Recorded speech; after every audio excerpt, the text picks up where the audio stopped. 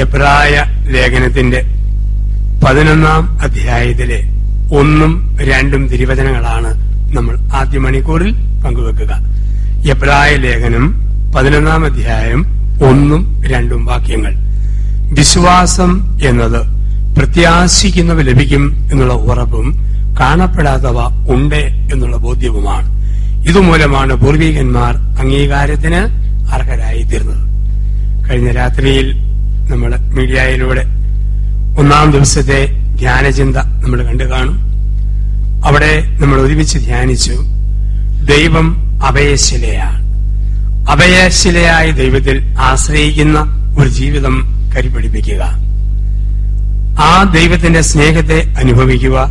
അതിന് തടസ്സമായി നിൽക്കുന്നത് മനുഷ്യന്റെ പാപങ്ങളായിരുന്നു. കഴിഞ്ഞ രാത്രിയിൽ ഒരു സ്ഥലത്ത് പങ്കുവെച്ചു. നിങ്ങൾ ചാനലിലൂടെ ചിലരെങ്കിലും ആ ചിന്തയിലൂടെ കടന്നുപോയി. രണ്ടാമത്തെ സന്ധ്യയിൽ 3-മതൊരു ചിന്തയിലേക്ക് നമ്മൾ കടന്നു വരികയാണ്. വിശ്വാസത്തിൽ അധിഷ്ഠിതമായ ക്രൈസ്തവ ജീവിതം. 2 ലോകങ്ങളിലാണ് നമ്മൾ ജീവിക്കുന്നത്. 1 കാണുന്ന ലോകം, 2 കാണാത്ത ലോകം. കാണുന്ന ലോകത്തേക്കാൾ വലിയ സത്യം കാണാത്ത ലോകമാണ്. വിശ്വാസ പ്രമാണത്തിൽ നമ്മൾ ചെല്ലും ദൃശ്യവും അദൃശ്യവും, കാണുന്നതും കാണാത്തതും. നിങ്ങളിപ്പം കാണുന്നത് ജോസഫ് പുത്തമ്പരിക്കൽ എന്ന് പറയുന്ന ഒരു കപ്പൂച്ചനച്ഛൻ ഈ സ്റ്റേജിൽ നിന്ന് പ്രസംഗിക്കുന്നു. ഞാൻ കാണുന്നത് 100 കണക്കിന് ആൾക്കാര് കസേരകളിൽ ചാരിയിരുന്നും ബെഞ്ചിലിരുന്നും അത് കേൾക്കുന്നു. ഇത്രയാണ് നമ്മൾ കാണുന്നത്. പക്ഷെ കാണാത്ത എന്തെല്ലാം കാര്യമാ ഈ ഓഡിറ്റോറിയത്തിനുള്ളിൽ നടക്കുക. എന്റെ വലതുവശത്ത് മമ്മൂട്ടി, മോഹൻലാല്, സുരേഷ് ഗോപി, ജയറാം, ദിലീപ്, പൃഥ്വിരാജ് ഓടിക്കൊണ്ടിരിക്കുന്നു. കാണാത്തത് ഏഷ്യാനെറ്റ് മൂവീസ് ഓൺ ചെയ്ത് വെക്കാത്തതുകൊണ്ടാണ്. TV ഓൺ ചെയ്തോ സിനിമാ താരങ്ങളെ സ്ക്രീനിൽ നമുക്ക് കാണാം. എന്റെ ഇടതുവശത്ത് junior Yesudas, Jayachandran, Asianet star singers തിമിർത്താടി പാടുന്നു. കേൾക്കാത്തത് റേഡിയോ ട്യൂൺ ചെയ്യാത്തതുകൊണ്ട്. റേഡിയോ ട്യൂൺ ചെയ്താൽ പാട്ട് കേൾക്കാം, TV ഓൺ ചെയ്താൽ സിനിമ കാണാം. TV ഇല്ലാത്തതുകൊണ്ട് സിനിമ കാണുന്നില്ല, റേഡിയോ ഇല്ലാത്തതുകൊണ്ട് പാട്ട് കേൾക്കുന്നില്ല. പക്ഷെ റേഡിയോ തരംഗങ്ങളുണ്ട്, TV തരംഗങ്ങളുണ്ട്. എങ്കിൽ 2-3 പേർ എന്റെ നാമത്തിൽ ഒരുമിച്ച് കൂടുമ്പോൾ അവിടെ നടുവിൽ ഞാനുണ്ട് എന്ന് വാഗ്ദാനം ചെയ്ത കർത്താവിന്റെ വാഗ്ദാനമായ പരിശുദ്ധാത്മാവിന്റെ തരംഗങ്ങൾ ഇവിടെ നിറഞ്ഞു നിൽപ്പുണ്ട്. ഒരു 3 മണിക്കൂർ സമയം ഹൃദയത്തെ ട്യൂൺ ചെയ്യുകയാണ്, ആത്മാവിന്റെ തരംഗങ്ങൾ അനുഭവിക്കുവാൻ. കാണപ്പെടാത്തതുകൊണ്ട് നമ്മൾ കാണുന്നതിനേക്കാൾ വലിയ സത്യം കാണാത്തവയാണ്. നമ്മൾ കാണുന്നത് രാവിലെ 7 മണിക്ക് കിഴക്കൻ ചക്രവാളത്തിൽ സൂര്യൻ ഉദിക്കുന്നു, വൈകിട്ട് 5 മണിക്ക് പടിഞ്ഞാറൻ ചക്രവാളത്തിൽ സൂര്യൻ അസ്തമിക്കുന്നു. ഇതാണ് കാണുന്നത്. പക്ഷെ അത് സത്യമല്ലല്ലോ. സൂര്യൻ ഉദിക്കുന്നുമില്ല, അസ്തമിക്കുന്നുമില്ല, ഭൂമി സൂര്യനെ കറങ്ങിക്കൊണ്ടിരിക്കുന്നു. ആ കറക്കം നമ്മൾ തന്നെ കാണാൻ പോയാൽ തല കറങ്ങി താഴെ വീഴും. അതുകൊണ്ട് ദൈവം അത് ഒളിപ്പിച്ചു വെച്ചിരിക്കുന്നു. നടന്നു പോകുമ്പോൾ ശ്വസിക്കുന്ന വായു കാർബൺ ഡൈ ഓക്സൈഡായി നമ്മൾ മരിക്കാം. മരിക്കാത്തതിന്റെ കാരണം കാണാത്ത ഒരു പണി വൃക്ഷത്തിന്റെ ഇലകൾ ചെയ്തുകൊണ്ടിരിക്കുന്നു. ഓരോ നിമിഷവും ഫോട്ടോസിന്തസിസിലൂടെ കാർബൺ ഡൈ ഓക്സൈഡിന്റെ ഇലകൾ ഓക്സിജനാക്കി മാറ്റുന്നു. കാണാത്തതാണ് സത്യം. ഞാൻ 2010-ാം ആണ്ട് വരെ സീനായി മല കണ്ടിട്ടില്ലായിരുന്നു. 2010-ൽ ശാലോം ടിവിക്കാര് പറഞ്ഞു, അച്ഛൻ ഈ ലേബൽ ഒരു ഗ്രൂപ്പിനെ വിശുദ്ധനാട്ടിൽ കൊണ്ടുപോയി ധ്യാനിപ്പിക്കണം. അപ്പൊ എന്റെ പേര് കൊടുത്തു. ഒരുപാട് പേര് ബുക്ക് ചെയ്തു. 95 പേരുണ്ടായിരുന്നു. 18 അച്ഛന്മാരും മറ്റ് ആത്മാരുമായിട്ട്. വെളുപ്പിന് 1:30-ക്ക് സീനായി മല കയറാൻ തുടങ്ങി. 5 മണി ആയപ്പോഴാണ് മലയുടെ മുകളിൽ ചെന്നത്. സത്യം പറഞ്ഞാൽ പകൽവട്ടത്തെങ്ങാനും ഈ സീനായി മല കണ്ടിരുന്നെങ്കിൽ ജീവൻ പോയാൽ ഈ മല ഞാൻ കയറുകയില്ലായിരുന്നു. അതുപോലെ കഷ്ടപ്പെട്ട മെനക്കെട്ട മൊരഞ്ഞ ഒരു മലകയറ്റം. കയറിയാ പിന്നെ ഇറങ്ങാതിരിക്കാൻ പറ്റുമോ? ആൾക്കാർ തപ്പുകയല്ലേ, ഇറങ്ങിപ്പോന്നു. സീനായി മലയുടെ മുകളിലെത്തി ഞാൻ അല്പസമയം ധ്യാനിപ്പിച്ചു. താബോറിൽ, കാൽവരിയിൽ, ഒലിവുമലയിൽ, ഗസമയിലൊക്കെ ഓരോ മണിക്കൂർ കൂടെ വന്നവരെ ധ്യാനിപ്പിച്ചു. ആൾക്കാർ ചോദിച്ചു, അച്ഛന് ഇതുപോലൊരു ധ്യാനം കാറ്റും കോളും ഉള്ളപ്പം ഗലീലി തടാകത്തിൽ ബോട്ടയിലിരുത്തി ഒന്ന് ധ്യാനിപ്പിക്കാവോ? വെല്ലുവിളിക്കുന്നത് പോലെ. ഞാൻ വെല്ലുവിളി ഏറ്റെടുത്തു. നടുക്കത്തെ കസേര ഞാനിരുന്നു, എല്ലാരും എന്റെ വട്ടമിരുന്നു. ഞാൻ 1 മണിക്കൂർ സമയം യേശുവിന്റെ അധികാരങ്ങളെ കുറിച്ച് പ്രസംഗിച്ചു. ആൾക്കാർ ചിരിച്ച് കേട്ടോണ്ടിരുന്നു. ഇത് കഴിഞ്ഞപ്പം ഭാഷ അറിയത്തില്ലാത്ത യഹൂദനായ ബോട്ട് ഡ്രൈവർക്ക് തോന്നി ഞാനെന്തോ തമാശ പറഞ്ഞതുപോലെ. അവൻ എന്നോട് പറഞ്ഞു, അച്ഛാ നിങ്ങൾ വലിയ ഗ്രൂപ്പ് ആയതുകൊണ്ട് ചെറിയ തുകയ്ക്ക് ഈ ബോട്ട് കിട്ടി. പക്ഷേ ഗലീലി തടാകം ഒറ്റയ്ക്ക് അക്കരെ ഇക്കരെ ബോട്ടെ പോകണമെങ്കിൽ $10 ചെലവ്. എന്റെ അടുത്തിരുന്ന അങ്കമാലിക്കാരൻ ഒരച്ചായം പറഞ്ഞു, പൊന്നി ജോസഫച്ച, വെറുതെയല്ല യേശുക്രിസ്തു വെള്ളത്തിന്റെ മുകളിൽ കൂടെ നടക്കാമെന്ന് വെച്ചത്. ഓരോ പ്രാവശ്യവും $10 ആണെങ്കിൽ എങ്ങനെ അഫോർഡ് ചെയ്യാൻ പറ്റും?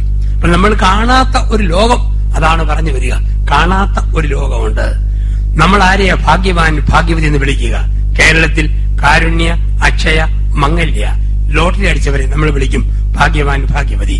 തെങ്ങിന്റെ മൂട് കിളച്ചപ്പം സ്വർണത്തിന്റെ കുടം കിട്ടിയവരെയും മണ്ണ് കിളച്ചപ്പോൾ നിധിയുടെ കുംഭം കിട്ടിയവരെയും മനുഷ്യന് വിളിക്കുന്ന വാക്ക് ഭാഗ്യവാൻ ഭാഗ്യവതി. പക്ഷെ വേദപുസ്തകം ഭാഗ്യവാൻ ഭാഗ്യവതി എന്ന് വിളിക്കുന്നത് ഭാഗ്യക്കുറി അടിച്ചവരെയല്ല, ഒരു കൂട്ടരെയാണ്. ലൂക്ക 1:45. ഏലീശ്വ അമ്മ മറിയത്തെ നോക്കി പറഞ്ഞു, കർത്താവ് അരുളി ചെയ്ത കാര്യങ്ങൾ നിറവേറുമെന്ന് വിശ്വസിച്ചവൾ ഭാഗ്യവതി. യോഹന്നാൻ 21 ഉത്തിതനായ മിശിഹ നമ്മുടെ പിതാവായ മാർ തോമാസ് ശ്ലീഹായെ നോക്കി പറഞ്ഞു, കാണാതെ വിശ്വസിക്കുന്നവർ ഭാഗ്യവാന്മാർ. ഈ ഭാഗ്യത്തിലേക്കാണ് നിങ്ങളും ഞാനും വിളിക്കപ്പെട്ടിരിക്കുന്നത്. ഈ ഓർമ്മകളാണ് 2015 അമ്പോ നോമ്പിൽ മനസ്സിലേക്ക് കൊണ്ടുവരിക. കാണപ്പെടാത്തതെന്തോ ഉണ്ട്. ഭൂമിയിലെ സകല സകലങ്ങൾക്കും കാണപ്പെടാത്ത ലോകത്ത് ദൈവം ഒരു സമ്മാനം ഒരുക്കും. ഈ ബോധ്യം, ഇതിന് വിളിക്കുന്ന വാക്ക് വിശ്വാസം. വിശ്വാസം. നമുക്ക് എല്ലാവർക്കും അറിയാം, കാണാത്ത ചില കാര്യങ്ങൾ ഉണ്ട്. ഇത്രയും പേര് ഇവിടെ നിറഞ്ഞിരിപ്പുണ്ട്. 2015 ഈ ഫെബ്രുവരി മാസം ഈ ദിവസം നമുക്കുറപ്പാ 2115 ഫെബ്രുവരി 24 നിങ്ങൾ ആരും ഈ ഭൂമിയെ കാണുകയില്ല, ഞാനും കാണുകയില്ല. നമ്മളെല്ലാരും മരിക്കും, സുനിശ്ചിതം. സമയം അനിശ്ചിതം. സമയം മറച്ചു വെക്കും, സത്യം സുനിശ്ചിതമാണ്. മരിക്കാതിരിക്കാൻ പറ്റിയല്ലോ. കാരണം ലോകത്ത് ഓരോ നാമരൂപങ്ങൾ ഉത്ഭവിക്കുന്നത് ക്രിയാപദത്തിൽ നിന്നാണ്. നൗൺ ഫോം വരുന്നത് വെർബൽ ഫോമിൽ നിന്നാണ്. ഉദാഹരണം, പറക്കുക എന്ന ക്രിയയിൽ നിന്നാണ് പക്ഷി എന്ന വാക്ക്. പക്ഷിക്ക് പറക്കാതിരിക്കാൻ പറ്റിയല്ല. ഒഴുകുക എന്ന ക്രിയയിൽ നിന്നാണ് പുഴ എന്ന വാക്ക്. പുഴയ്ക്ക് ഒഴുകാതിരിക്കാൻ പറ്റിയല്ല. മരിക്കുക എന്ന ക്രിയയിൽ നിന്നാണ് മർത്യൻ എന്ന വാക്ക്. മനുഷ്യന് മരിക്കാതിരിക്കാൻ പറ്റിയല്ല. മരണം സുനിശ്ചിതം, സമയം അനിശ്ചിതം. പക്ഷെ മരണശേഷം ഒരു ജീവിതം ഉണ്ട് നമ്മൾ വിശ്വസിക്കുന്നു.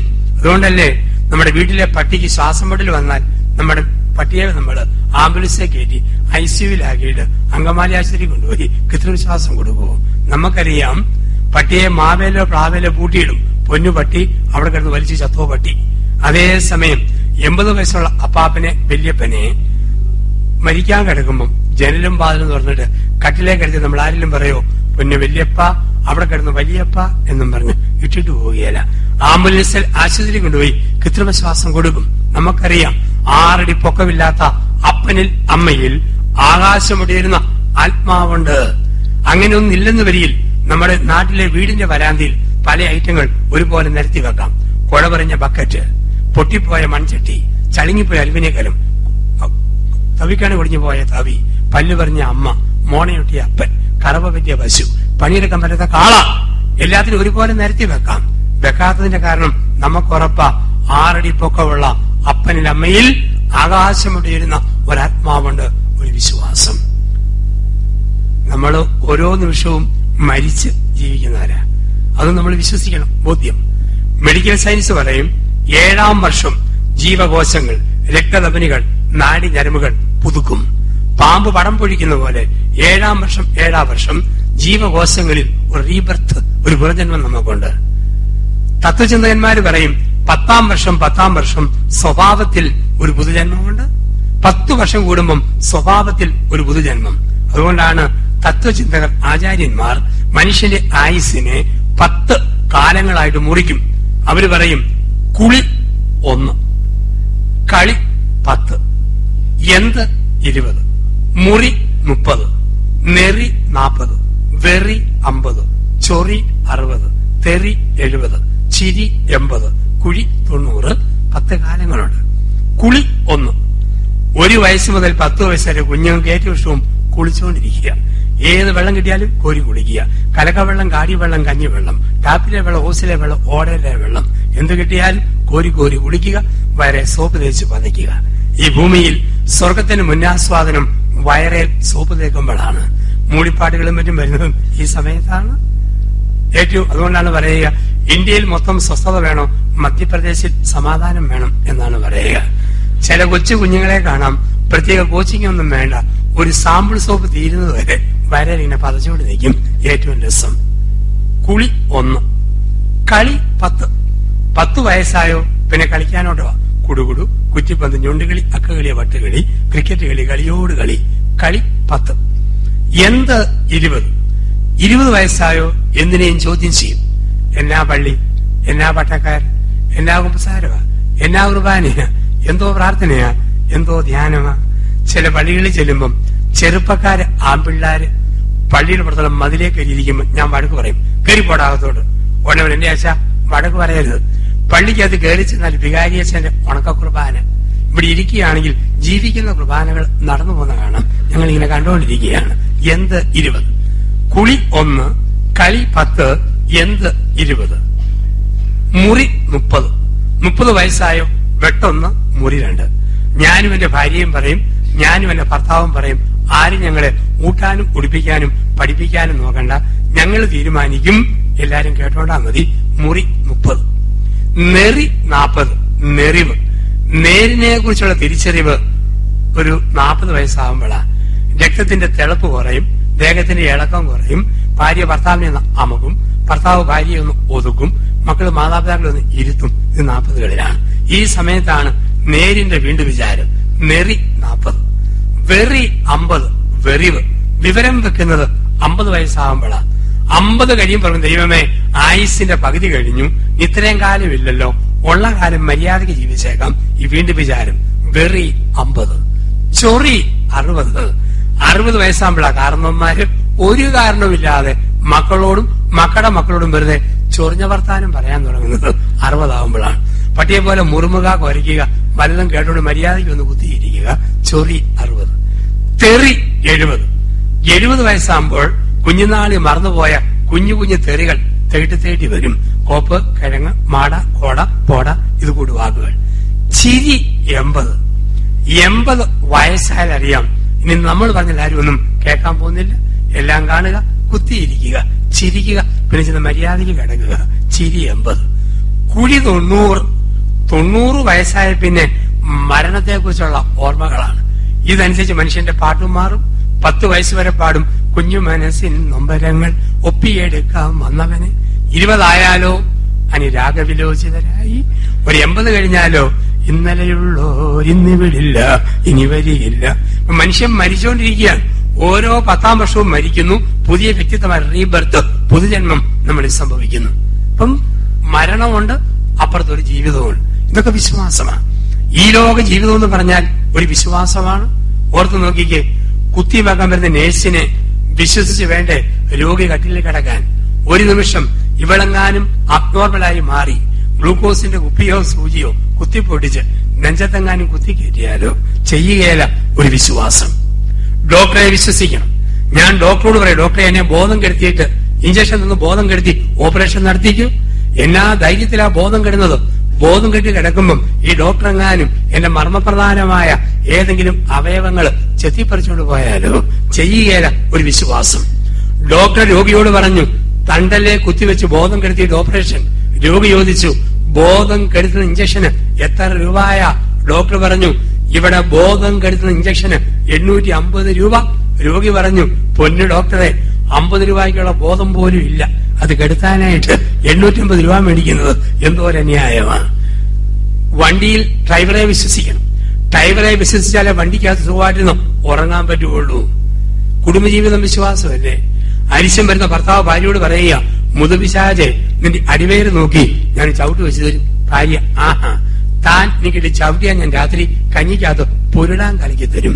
എന്നാലും രാത്രി 9 മണിക്ക് ചൂട് കഞ്ഞി, ചെറുപേര് തോരൻ, തേങ്ങാച്ചൂടെ ചമ്മന്തി നികന്ന പാത്രത്തിൽ അവൾ നിരത്തി വിളമ്പുമ്പോൾ അവൾ സ്പൂണുകൊണ്ട് അള്ളിക്കിള്ളി മാതി ഞൊട്ടിഞ്ഞൊടഞ്ഞ് വെട്ടി വിഴുങ്ങുമ്പം ഞൊണഞ്ഞുണഞ്ഞു നോക്കുവോ, ഇവിടെ പുരുടാനുണ്ടോ, അപ്പുറത്ത് പുരുടാനുണ്ടോ, ഇപ്പുറത്ത് പുരുടാനുണ്ടോ? പറഞ്ഞാലും കലക്കി കൊടുക്കുകയല്ല അവളെ. അവന് വിശ്വാസം. ഒറ്റ ചവിട്ടെന്ന് പറഞ്ഞ അവനെ വട്ടം കെട്ടിപ്പിടിച്ച് പുതപ്പിന് കീഴില് ഇട്ടാ പോലെ ചുരുണ്ട് കിടന്ന് അവൾ ഉറങ്ങും. അലാം വെച്ച് എഴുന്നേക്കുവോ, ചേട്ടൻ 10:40 ചവിട്ടുവോ, 10:50 ചവിട്ടുവോ, 11:10 ചവിട്ടുവോ? പറഞ്ഞാലും ചവിട്ടുകയല്ല. അവളെ അവന് വിശ്വാസം. ഇനി അല്പം പച്ചയായിട്ട് പറഞ്ഞാൽ സ്വന്തം അപ്പനാരാന്നുള്ളത് പോലും ഒരു വിശ്വാസമല്ലേ? അമ്മ പറഞ്ഞു, മോനെ മോളെ ഇതാണ് ചാച്ചൻ, അപ്പാന്ന് വിളിച്ചു. നമ്മൾ ആരേലും പറഞ്ഞ അമ്മേ ഡൗട്ടുണ്ട്, ബ്ലഡ് ടെസ്റ്റ് നടത്തിയിട്ട് വിളിക്കാം. ജനിച്ച അന്ന് മുതൽ നമ്മൾ വിശ്വസിച്ചു തുടങ്ങിയതാണ്. വിമാനത്തെ കയറാത്തവരാരുമില്ല, നമ്മളെല്ലാം പ്ലെയിനെ കയറിയുള്ളവരാണ്. വിമാനയാത്ര എന്ന് പറഞ്ഞാൽ മരിക്കാനുള്ള കയറ്റമാണ്, ഇറക്കമാണ്. ഈ പണ്ടാരം താഴെ ഇറങ്ങുമോ ഇല്ലയോ എന്ന് ഒരേ തമ്പുരാന് മാത്രം അറിയാം. എയർ ഹോസ്റ്റസിന് പോലും ഉറപ്പല്ല വിമാനം താഴെ ഇറങ്ങുമെന്ന്. കാരണം കയറി ഇരിക്കുന്ന പാടെ അവൾ കാണിക്കുന്ന ഗോഷ്ഠി അങ്ങുവെന്ത ഇതൊക്കെയാണ് വാതില് നോക്കി വെച്ചോണം, വേണേ ചാടിപ്പോക്കോണം. പിന്നെ പറയുന്നത് 35,000 അടി പൊക്കത്തിൽ വിമാനം പറക്കുമ്പോൾ ശ്വാസം കിട്ടാതെ വന്നാൽ തൂങ്ങി ഇറങ്ങുന്ന ഓക്സിജന്റെ സഞ്ചി എങ്ങനെ വായി തള്ളിക്കയറ്റണം? ഞാനിത് ഒരിക്കലും നോക്കത്തില്ല. ഇത്രയും പൊക്കത്തിൽ വിമാനം പറക്കുമ്പോൾ ഇതെങ്ങാനും തകർന്നാ പിന്നെ ഓക്സിജൻ തപ്പാൻ എവിടാ സമയം? ഒരിക്കൽ ഞാനിങ്ങനെ പ്ലെയിനെ പോകുമ്പോൾ എന്റെ അടുത്തിരുന്ന് ചേട്ടൻ ചോദിച്ചു, ഇത് അച്ഛന്റെ ആദ്യത്തെ യാത്രയല്ലേ? എന്റെ പെരുമാറ്റം ഒട്ടും നോർമൽ അല്ലെന്ന് ചേട്ടനെ കണ്ടതും തോന്നി. ഞാൻ പറഞ്ഞു, പൊന്നി ചേട്ടാ, ഈ സാധനം താഴെ ഇറങ്ങുകയാണെ പറയാം, ഇത് ആദ്യത്തെ യാത്രയാണോ അതോ ഒടുക്കത്തെ യാത്രയാണോ? നമുക്കാർക്കും ഒന്നും ഉറപ്പല്ല. ഇതാണ് കല്യാൺ ജൂവലറിക്കാരന്റെ പരസ്യം. അമ്മാമ്മ അപ്പാപ്പനെ പൊത്തിപ്പിടിച്ചും മഞ്ജു വാര്യർ അമിതാഭ് ബച്ചനെ നോക്കി മലന്നു കിടന്നും പറയുന്നൊരു വാക്കുണ്ട്, ഒരു വിശ്വാസം അതല്ലേ എല്ലാം. ഒരു വിശ്വാസം അതല്ലേ എല്ലാം. പ്രിയപ്പെട്ടവരെ, കല്യാണം കഴിച്ചവരുടെയും കല്യാണം കഴിക്കാൻ പോകുന്നവരുടെയും വിശ്വാസം ആലൂക്കാസിന്റെ സ്വർണം പോലെയാണ്. 22 ക്യാരറ്റ് തനിമ, അല്ലെ ജോസ്കോ ജുവലറി പോലെ കാലം തെളിച്ച കരുത്ത്, അല്ലെ ഭീമാടെ കോട്ട് പോലെ കലർപ്പില്ലാത്ത കനകം.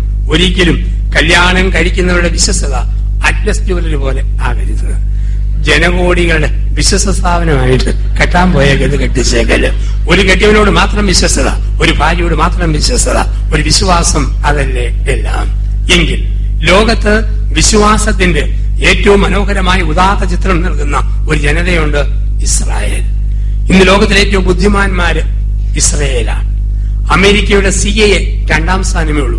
ഇസ്രായേലിന്റെ മൊസാദാണ് ചാരസംഘടന ലോകത്ത് 1ാം സ്ഥാനം.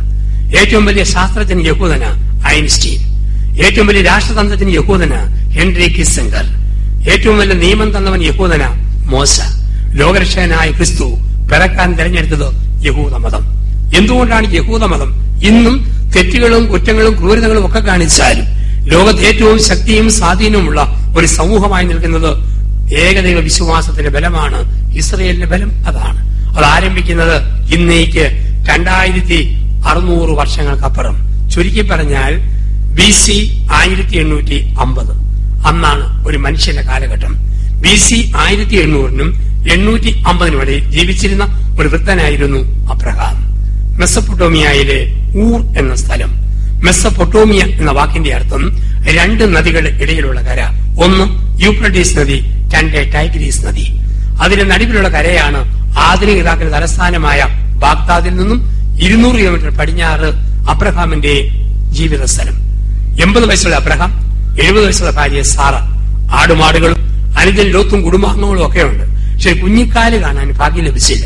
രണ്ടുപേരും പ്രാർത്ഥിച്ചു, ഒരു കുഞ്ഞിനെ തരണേ, കുഞ്ഞിനെ തരണേ. ഒരു അബ്രഹാം വരാന്തയിലിരുന്ന് പ്രാർത്ഥിക്കുമ്പോൾ ദൈവത്തിന്റെ ദൂതൻ നദീതടത്തിലെ മണൽത്തരികളെ കാണിച്ചു വെച്ചു. അബ്രഹാമേ, നീ കാണുന്നതെന്താ? അബ്രഹാം പറഞ്ഞു, കോടാനുകൂടി മണൽത്തരികളെ. ആകാശത്തിലോ ലക്ഷോപലക്ഷം നക്ഷത്രങ്ങളെ. അബ്രഹാമേ, കടൽ തീരത്തെ മണത്തിരി പോലെ, ആകാശത്തിലെ നക്ഷത്രം പോലെ നിന്നിൽ നിന്നും നിന്റെ ഉണങ്ങി വരണ്ട ഉദരമുള്ള ഭാര്യ സാറായിൽ നിന്നും സന്താന പരമ്പരകളെ ഞാൻ വർദ്ധിപ്പിക്കും. അബ്രഹാമിന് കണ്ണു തള്ളിപ്പോയി. 80ാം വയസ്സിൽ ഇത് എങ്ങനെ ഒക്കും? ഭാര്യ സാറ വീണ്ടും പിൻവശത്തെ വാതിൽ അമർത്തി കുലുക്കി തള്ളിക്കൊണ്ട് കുലുങ്ങി കുലുങ്ങി ചിരിച്ചു. 70ാം വയസ്സിൽ നക്ഷത്രം അമ്പളിയമ്മാവൻ മണത്തരി മണ്ണാങ്കട്ട എങ്ങനെ വെക്കാനാ? ദൈവം ചോദിച്ചു, സാറ നീ ചിരിച്ചോ? പിറ്റേന്ന് പ്രഭാതത്തിൽ അബ്രഹാമും സാറായും യാത്ര പുറപ്പെട്ടു. വർഷങ്ങൾ 5 കഴിഞ്ഞു. പോകുന്ന വഴിക്ക് സാറ സകല പുണ്യാളന്മാരുടെ ലുത്തിനിയ ചെല്ലുന്ന പോലെ അബ്രഹാമിനെ ചൊറിഞ്ഞുകൊണ്ടിരുന്നു. എന്തിയെ മനുഷ്യ, നക്ഷത്രം എവിടെ പോയി? മണത്തരി അനക്കമൊന്നും കാണുന്നില്ലല്ലോ. ഒരു വേലക്കാരി പെണ്ണില്ലേ, വയസ്സ് 25, പ്രസവിക്കാൻ പാകത്തിൽ ഒരുങ്ങി നിൽക്കുന്നവൾ പൊടിക്കൈ നോക്ക്. സാറാൾ പ്രവർത്തിച്ചു. അബ്രഹാം ഹാഗാറിനെ പ്രാപിച്ചു. 9ാം മാസം 9ാം ദിവസം ഹാഗാർ മിടുക്കനായ ആൺകുഞ്ഞിനെ പ്രസവിച്ചു. അവർ അവന് പേരിട്ടു ഇസ്മായേൽ. ഇസ്മായേൽ എന്ന വാക്കിന്റെ അർത്ഥം ദൈവം നിലവിളി കേട്ടു, ദൈവം കണ്ണുനീര് കണ്ടു. ഇന്നലെ ഞാൻ സൂചിപ്പിച്ചിരുന്നു ധ്യാനത്തിൽ വാക്കുകളുടെ അർത്ഥം. ഇന്ന് അർത്ഥമില്ലാത്ത വാക്കുകൾ ഇട്ടിട്ട് പോകും. അപ്പന്റെ അമ്മയുടെ ആദ്യാക്ഷരം വെച്ച് മക്കൾക്ക് പേരിടുന്ന രീതി നമ്മുടെ രീതിയാണ്. അപ്പന്റെ പേര് ആൻഡോ, അമ്മയുടെ പേര് സ്മിത, ഉണ്ടായത് വെങ്കൊച്ച്, ഇട്ട പേര് ആസ്മ. നമ്മൾ ഇട്ടിട്ട് പോകും. അങ്ങനെ പേരിട്ട് പോയാൽ അപ്പന്റെ പേര് വേലായുധൻ, അമ്മയുടെ പേര് ശ്യാമള, ഉണ്ടായത് പെങ്കൊച്ചാണെങ്കിൽ ഉഗ്രം പേരാ. നിങ്ങൾ തന്നെ ഇട്ടുകൊണ്ടാൽ മതി. കോട്ടയം ജില്ലയിലെ സമ്പന്നനായ ഒരു റബ്ബർ തോട്ടം മുതലാളി, അദ്ദേഹത്തിന് 3 വണ്ടികൾ, ഒരു മെഴ്സിഡസ്, ഒരു ടൊയോട്ട, ഒരു സുസുക്കി. 3 വണ്ടികൾ, 3 പെമ്മക്കളും ഉണ്ടായി. വണ്ടികളൊരു ഹരം, അതൊരു മഹാജ്വരം. അതുകൊണ്ട് വണ്ടികളുടെ ഒരു മക്കൾക്ക് കൊടുത്തു. മൂത്ത പെണ്ണിന്റെ പേര് മെഴ്സിഡസ് മോൾ, രണ്ടാമത്തെ ടൊയോട്ട മോൾ, മൂന്നാമത്തെ സുസുക്കി മോൾ. ഇയാൾക്കൊരു തീരുമാനം, ഓരോ കുഞ്ഞിനും 4 വയസ്സ് കഴിയാതെ മാമോദിസ മുക്കുകയില്ല. മൂത്തതിന് 8 വയസ്സ്, രണ്ടാമത്തിന് 6 വയസ്സ്, മൂന്നാമത്തിന് 4.5 വയസ്സ്. 3 കുഞ്ഞുങ്ങളെയും വണ്ടിയെ കയറ്റി 50 പേര് അകമ്പടിയായിട്ട് പള്ളിയിൽ ചെന്നു. പ്രാരംഭ പ്രാർത്ഥന കഴിഞ്ഞു. വികാരിയച്ഛൻ അരിശമാണ്. സമയത്തും കാലത്തും കുഞ്ഞുങ്ങൾക്ക് ജ്ഞാനസ്നാനം കൊടുത്തിട്ടില്ല. അച്ഛൻ ചോദിച്ചു, എന്നാ പേരൊക്കെയാ ഇത് നിങ്ങൾക്ക് ഇടാൻ പോകുന്നത്? ഉടനെ അപ്പം പറഞ്ഞു, അച്ഛാ ഇത് മെഴ്സിഡസ്, ഇത് ടൊയോട്ട, ഇത് സുസുക്കി. അച്ഛൻ പറഞ്ഞു, വണ്ടിയുടെ പേര് പിള്ളാർക്കോ വിശുദ്ധയുടെ പേര് വേണ്ടേ? കത്രീന, ബ്രജിത്ത്, മേരിക്കുട്ടി, റോസമ്മ. അപ്പം പറഞ്ഞു, അച്ഛാ അങ്ങനെയുള്ള പേര് സഭയിൽ ഇട്ടിട്ട് പഴയ പോയി. ഒരു പുതിയ തുടക്കം ഞാൻ കുറിക്കുകയാണ്. ഈ 3 മക്കളെ ഞാൻ വിശുദ്ധിയിൽ വളർത്തിക്കൊണ്ടുവരും. ഇവരൊക്കെ മരിച്ചടക്കപ്പെടും. ഏതെങ്കിലും ഒരു മാർപ്പാപ്പയുടെ കാലഘട്ടത്തിൽ എന്റെ 3 മക്കളുടെയും പേര് സഭയിൽ വിളിക്കപ്പെടും. അങ്ങനെ സഭയിൽ ഒരു കാലത്ത് എനിക്ക് ഉറപ്പാ, വിശുദ്ധ മെഴ്സിഡസ്, വാഴ്ത്തപ്പെട്ട ടൊയോട്ട, ദൈവദാസി സുസുക്കി, ഇങ്ങനെ മക്കളുണ്ടാവുന്ന ഉറപ്പാ. അച്ഛൻ അങ്ങനെയാണോ? പൊന്നു കപ്പ്യാരെ, ആനാമ്പള്ളം മാറ്റിവേ, പെട്രോളും ഉണ്ടോ? ഈ 3നെയും മുക്കാം. ഇടുന്ന പേരിന്റെ അർത്ഥമുണ്ട്. ഇട്ടുകൊടുത്ത പേര് ഇസ്മായേൽ, ഇസ്മ. ദൈവം നിലവിളി കേട്ടു, ദൈവം കണ്ണുനീര് കണ്ടു. ഇസ്മയേൽ വളർന്നു വന്നു. വെള്ളം കോരി കൊടുക്കുന്ന പരുവം. ദൈവത്തിന്റെ കൽപ്പന, ദാസിയിൽ നിന്നും ജനിച്ചതിനെ ഉപേക്ഷിച്ചിട്ട് വൃദ്ധയായ ഭാര്യ സാറാടെ കൈക്ക് പിടിച്ച് നീ യാത്ര പുറപ്പെടണം. വേദപുസ്തകം പറയുന്ന അബ്രഹാമിന് 100, സാറായിക്ക് 90 കഴിഞ്ഞു. എല്ലാ പ്രതീക്ഷ അസ്തമിച്ചപ്പോൾ ഒരു പുത്രനെ പ്രസവിച്ചു. അവർ അവന് പേരിട്ടു ഇസഹാക്ക്. ഇസഹാക്ക് എന്ന വാക്കിന്റെ അർത്ഥം അവൻ ചിരിക്കുന്നു, അവൻ ചിരിപ്പിക്കുന്നു. ദൈവം അവരുടെ മേൽ ചിരിക്കുന്നു. കാരണം പണ്ട് കൊച്ചുണ്ടാവും ദൈവം പറഞ്ഞപ്പം സാറ ചിരിച്ചു. അതിന്റെ ഓർമ്മയ്ക്ക് ഉണ്ടായ കൊച്ചിന്റെ പേര് അവൻ ചിരിക്കുന്നു, ചിരിപ്പിക്കുന്നു. തന്നെയുമല്ല, പല്ലില്ലാത്ത മോണ കാട്ടി ഇസഹാക്ക് അപ്പനെയമ്മയും നോക്കി ചിരിച്ചപ്പോൾ അതേ ഷേപ്പുള്ള മോണ പൂർവാശക്തിയോട് തിരിച്ചു കാട്ടി അവരും ചിരിച്ചു. അങ്ങനെ ചിരിയുടെ രാത്രി പൂത്തിരി മത്താപ്പ് കത്തുമ്പം ദൈവത്തിന്റെ കൽപ്പന, ഇസഹാക്കിനെയും കൊണ്ട് മോറിയ മലയിൽ ബലിയർപ്പിക്കണം. ബലിപീഠം ഒരുക്കി കത്തിയെടുത്തു, കഴുത്തിന് നേരെ ഓങ്ങി. ദൂതന്റെ ശബ്ദം, ആടിന്റെ കരച്ചിൽ. അബ്രാഹാം ഇറങ്ങിപ്പോന്നു, ആടിനെ ബലിയർപ്പിച്ചിട്ട്. പ്രിയപ്പെട്ടവരെ, ഒരു നീണ്ട കഥ പോലെ ഉൽപ്പത്തി 12 മുതൽ 21 വരെ അബ്രഹാമിന്റെ ചരിത്രം നമ്മൾ കാണുകയാണ്. പിന്നീട് മോശ ദൈവത്തോട് ചോദിച്ചു, ഹൊരേബിന്റെ മുൾപടർപ്പിൽ ചോദിച്ചു, നീ ആരാ? ദൈവത്തോട് ചോദിക്കുകയാണ് മോശ, നീ ആരാ? അപ്പൊ ദൈവം പറഞ്ഞ മറുപടി കൂടി നിങ്ങളൊന്ന് ഓർക്കണം.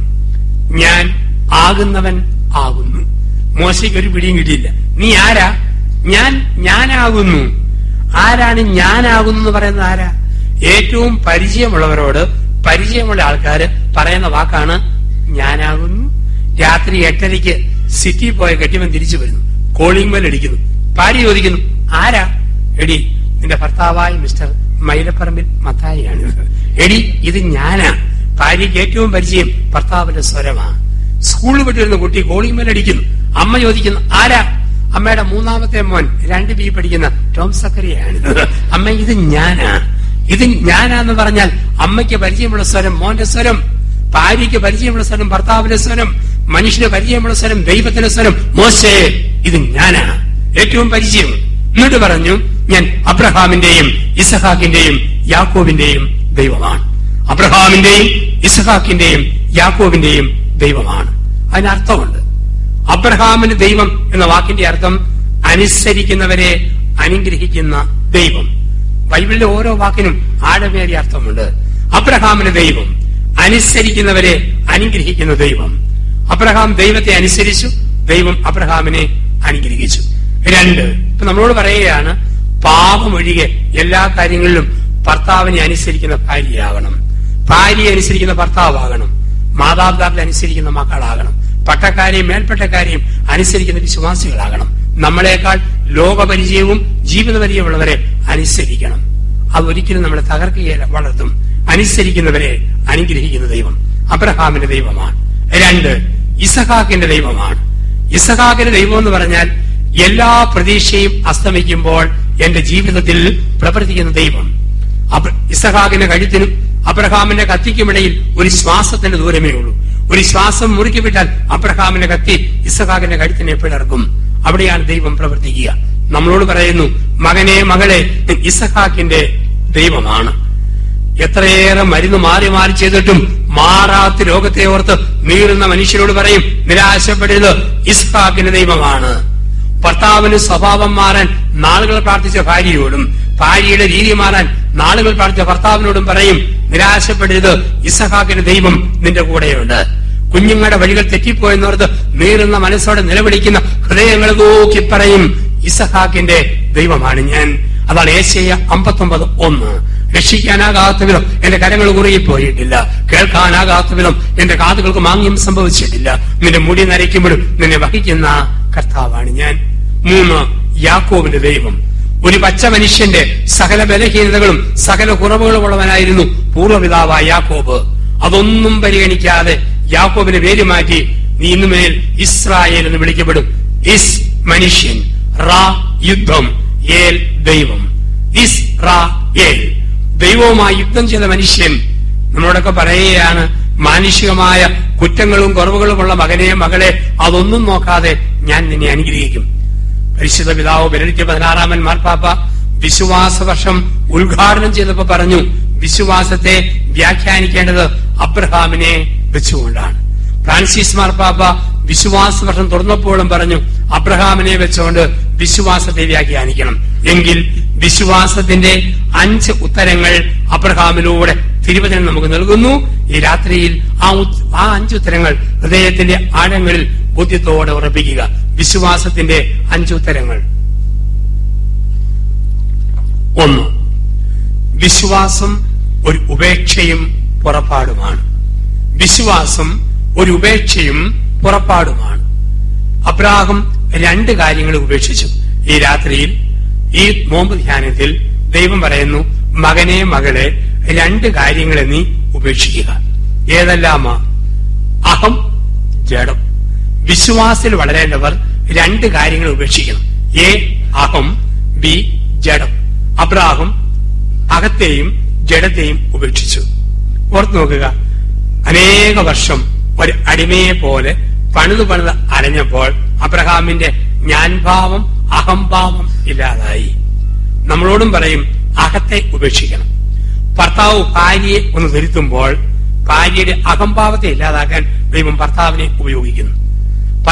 ഭാര്യ ഭർത്താവിനെ ഒന്ന് ശാസിക്കുമ്പോൾ അവന്റെ അഹംഭാവം ഇല്ലാതാക്കാൻ ദൈവം ഭാര്യയെ ഉപയോഗിക്കുന്നു. ആരും ഓർത്തേക്കല്ലേ, എന്നെ പഠിപ്പിക്കാൻ നീ ആരാടി? കുഞ്ഞുങ്ങൾ മാതാപിതാക്കളെ ഒന്ന് തിരുത്തുമ്പോൾ നിങ്ങളുടെ അഹംഭാവം ഇല്ലാതാക്കാൻ ദൈവം മക്കളെ ഉപയോഗിക്കുന്നു. ഞങ്ങൾ അച്ഛന്മാരോട് അല്പം ഒന്ന് വഴക്കോടെ കയത്ത് സംസാരിക്കുമ്പോൾ ഞങ്ങളെ പഠിപ്പിക്കാൻ നിങ്ങളാരാന്ന് ഓർക്കരുത്. ഞങ്ങളുടെ അഹംഭാവം ഇല്ലാതാക്കാൻ ദൈവം നിങ്ങളെ ഉപയോഗിക്കുന്നു. കത്തോലിക്ക അച്ഛന്മാർക്ക് അഹംഭാവത്തിന് ധാരാളം വകുപ്പുകളുണ്ട്. കാരണം കത്തോലിക്ക പുരോഹിതൻ എവിടെ ചെന്നാലും 1-ാം സ്ഥാനമാണ്. ഒരു കുഞ്ഞ് ജനിച്ചു വീണു, അതിനെ മാമോദിസ മുക്കണമെങ്കിൽ അച്ഛൻ വേണം. ഒരു പെര പണിതോ ബെഞ്ചിരിച്ചു തരണോ അച്ഛൻ വേണം. പുരുഷന് താലി പിടിക്കാം, സ്ത്രീക്ക് സാരി പിടിക്കാം, കെട്ടിക്കണോ അച്ഛൻ തന്നെ വേണം. ഒരാൾക്ക് മരിച്ചു വടി പോലെ കിടക്കാം, പൊക്കിക്കൊണ്ട് കുഴിച്ചിടണോ അതിനും അച്ഛൻ തന്നെ വരണം. അതുകൊണ്ടാണ് മരണവീട്ടിൽ അച്ഛൻ വരുമ്പോൾ ഒരു കാലൻ വന്ന പ്രതീതിയാണ്. ഞങ്ങളുടെ ആളെ പൊക്കാനുള്ള കാലൻ ഇതാ വന്നിരിക്കുന്നു. എവിടെയോ 1-ാം സ്ഥാനം. മനുഷ്യൻ തരുന്ന ആനുകൂല്യങ്ങളുണ്ട്. ഞാൻ എറണാകുളം ടൗണിൽ നിൽക്കുമ്പോൾ ഒരു പെട്ടി നിറയെ ഓറഞ്ചും, പെട്ടിരിഷ നിറയെ ഓറഞ്ച്. എന്റെ പ്രായമുള്ള ആള് അതിൽ 8-10 ഓറഞ്ച് വാരിയെടുത്താൽ ആൾക്കാർ പറയും, കള്ളൻ പിടിയെടാവനെ. പക്ഷെ അച്ഛനായ ഞാൻ ഈ കുപ്പായ ഇട്ടുകൊണ്ട് 5-6 ഓറഞ്ച് വാരിയെടുത്താൽ ആൾക്കാർ പുത്തമ്പരെ അച്ഛന് ഇത്രയും പ്രായമായിട്ടും കളിതമാശ മാറിയിട്ടില്ല, കണ്ടില്ലേ, ഓറഞ്ചും കൊണ്ട് വന്ന് പോക്ക് കണ്ടില്ലേ. ഇതാണ് ആനുകൂല്യം. ഒരു യുവതി നടന്നു പോകുമ്പോൾ അവിടെ ഇങ്ങനെ നിൽക്കുമ്പോൾ എന്റെ പ്രായമുള്ള ആള് അവളെ കുറെ നേരം അടിമുടി തുറിച്ചു നോക്കിയാൽ ചെരിപ്പൂരി അവൾ അടിക്കും. എന്നതാണ് നോക്കുന്നത്. അച്ഛനായ ഞാൻ നോക്കിയാലും അവിടെ ചോദിക്കും, എന്നാ അച്ഛാ വല്ലതും കാണാൻ പോയോ? ഈശോമിശിഹായിക്ക് സ്തുതിയായിരിക്കട്ടെ. അപ്പം അച്ഛന്മാർ അഹങ്കാരത്തിന് ധാരാളം വകുപ്പുകളുണ്ട്. ഞങ്ങൾ സെമിനാരി പഠിക്കുന്ന കാലത്ത് ഏറ്റവും കൂടുതൽ പിടിക്കുന്ന കാര്യവും തിരുത്തുന്ന തെറ്റും അഹംഭാവം ഉണ്ടെന്നുള്ളതാണ്. ഇടയ്ക്കിടയ്ക്ക് സുപ്പീരിയേഴ്സ് വഴക്ക് പറയും അഹന്ത ഇല്ലാതാകാൻ. 13 വർഷം പഠിക്കുമ്പോഴാണ് ഞങ്ങൾക്ക് പട്ടം കിട്ടുക. അതിന്റെ 5ാം വർഷം കട്ടിപിടിച്ച വർഷമാണ് നൊവിഷ്യൻ. പുറത്തു പോകാൻ പറ്റിയല്ല. മരണം വന്നാൽ അടക്കിന് മാത്രം പോവാം. ഉപവാസം, കഠിനമായ പണി, തീവ്രമായ പ്രാർത്ഥന, നല്ല വായന, ഇങ്ങനെ 12 മാസമുണ്ട്.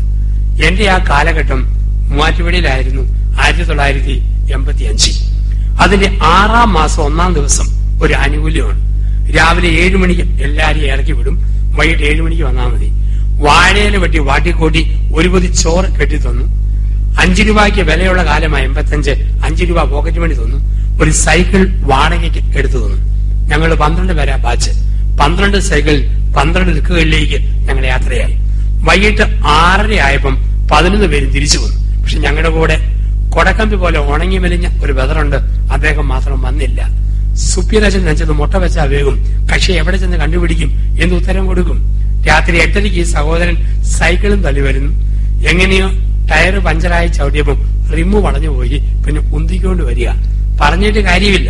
ഒന്നെങ്കിൽ ടെലിഫോൺ വിളിച്ച് അനുവാദം മേടിച്ചു വയ്യണമായിരുന്നു, അല്ലെങ്കിൽ വന്ന് പെർമിഷൻ മേടിച്ച് തിരിച്ചു പോയി ഉന്തിക്കൊണ്ട് വരണം. ഒരുപാട് വഴക്ക് പറഞ്ഞു, അനുസരണക്കേട് കാണിച്ചു. ദിവസം വെള്ളിയാഴ്ചയാ, ഞങ്ങൾക്ക് നല്ല പണിയുള്ള ദിവസം. അന്ന് കണ്ടം കളച്ച് ഞാറ് നടന്ന പണി. ഉപവാസം.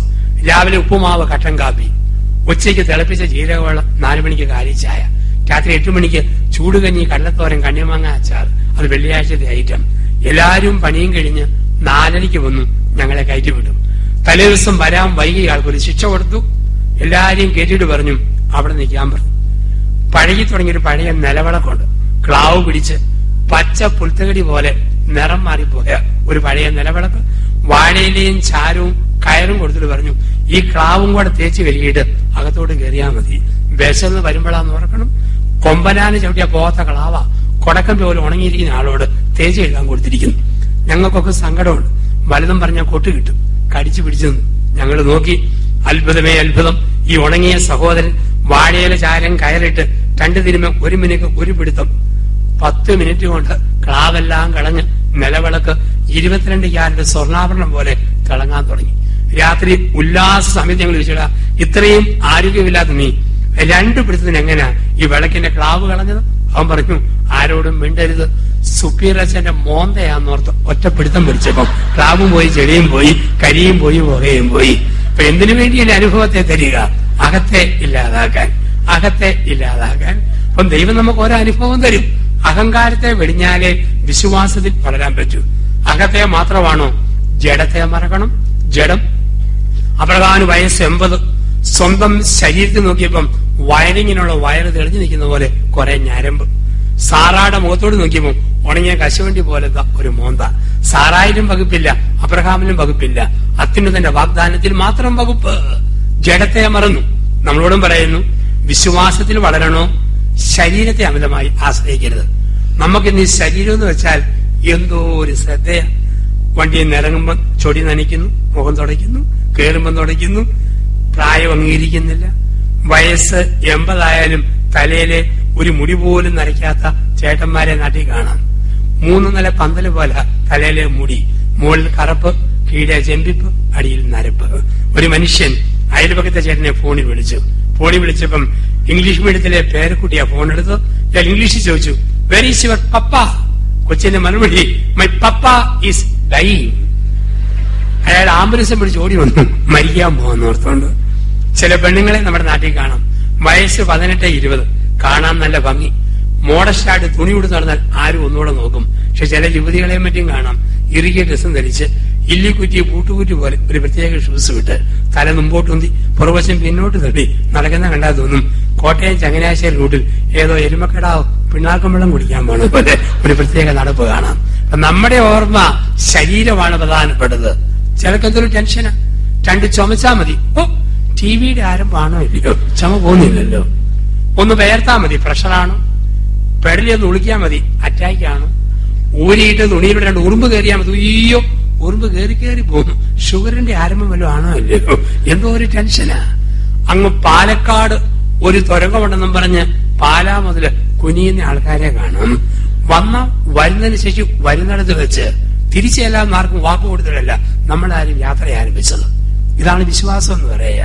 ഇതാണ് വിശ്വാസത്തിന്റെ മനക്കെട്ടി എന്ന് പറയുക. വിശ്വാസം ജഡത്തെയും ഉപേക്ഷിക്കലാണ്. നമ്മുടെ ഈ ശരീരം എന്ന് വെച്ചാൽ നിങ്ങൾക്ക് അറിയാം എന്നതാ. ഹിന്ദുവിന്റെ ശരീരമാണോ തീനാളം നക്കിയെടുക്കും. മുസൽമാനും ക്രിസ്ത്യാനിയാണോ പുഴു തിന്നു തീർക്കും. ഇത്രയേ ഉള്ളൂ.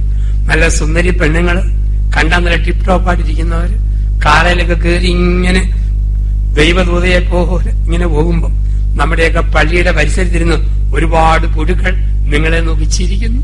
എന്നാ പറഞ്ഞു, ഓ എന്റെ നാളത്തെ പലഹാരങ്ങൾ കാറേ പോന്ന് പോക്ക് കണ്ടില്ലേ. ഇത്രയേ ഉള്ളൂ മനുഷ്യന്റെ ജീവിതം. അകത്തെയും ജഡത്തെയും മറക്കണം. എന്റെ കൂടെ ഒരച്ഛൻ 117 കിലോ 500 ഗ്രാം. അച്ഛന്റെ വയറ് കണ്ടാൽ നെല്ല് വീഴുന്ന ചെമ്പ് പോലെ ഇങ്ങനെ മടിഞ്ഞു കിടക്കുന്നു. ഈയിടെ അച്ഛൻ പറഞ്ഞു, ജോസഫ് അച്ഛ, ഇനി മേലിൽ ദൈവസ്നേഹം വർദ്ധിച്ചാലുള്ള പാട്ട് ഞാൻ പാടിയത്. എന്നാ അച്ഛൻ ചോദിച്ചു, ഓ വയറ് നോക്കിട്ട് എങ്ങനെ പറയും, സ്വന്തമായി ഒന്നുമില്ല, ഇത്രയൊക്കെ ആയിപ്പോയില്ലേ. ഈയിടെ അണപ്പും കഥപ്പും വന്നു. ഡോക്ടർ അച്ഛനെ പരിശോധിച്ചിട്ട് പറഞ്ഞു, അച്ഛൻ 6 മാസം കൊണ്ട് 17 കിലോ കുറയ്ക്കണം, 100 കിലോയിലേക്ക് വരണം. അതിന് പകല് ഉറങ്ങരുത്, രാത്രി ഉറക്കം വരുമ്പം കിടക്കുക, ഉറക്കം വിടുമ്പോഴേ ചാടി എഴുന്നേക്കുക. 4 നേരത്തെ ഭക്ഷണം 8 നേരങ്ങളെ മുറിച്ചു കഴിക്കുക. വൈകിട്ട് 6 മണിക്ക് ശേഷം ഭക്ഷണം കഴിക്കാതിരിക്കുക. അങ്ങനെ തൂക്കം കുറയ്ക്കണം. എന്നിട്ട് പറഞ്ഞു, സ്വന്തമായി ഒരു ത്രാശ് മേടിച്ചിട്ട് ഡെയിലി നോക്കണം 50 ഗ്രാം 50 ഗ്രാം കുറഞ്ഞു കുറഞ്ഞു വരുന്നുണ്ടോ. അച്ഛൻ ത്രാശ് മേടിച്ചു. ഒരാഴ്ച കഴിഞ്ഞപ്പോൾ ഡോക്ടറെ അത് വിജയിക്കുമെന്ന് തോന്നുന്നില്ല. അതെന്താ? പൊന്നു ഡോക്ടറെ, വയറ് കാരണം ത്രാശയിലെ അക്കം കാണാൻ മേല. ഇതാണ് പ്രശ്നം. ഡോക്ടർ പറഞ്ഞു, പോട്ട് കേറി നിൽക്കുമ്പോൾ തൂക്കം വിളിച്ചു പറയുന്ന ഇലക്ട്രോണിക് വെയിറ്റിംഗ് മെഷീനുണ്ട്, ഇലക്ട്രോണിക് ത്രാശ്, നിന്നാ മതി ത്രാശ് തൂക്കം പറയും. അത് മേടിച്ചു. 2-ാം ദിവസം പറഞ്ഞു, ഡോക്ടറെ അത്രയും കൂടെ വിജയിക്കുന്നില്ല. അതെന്താ?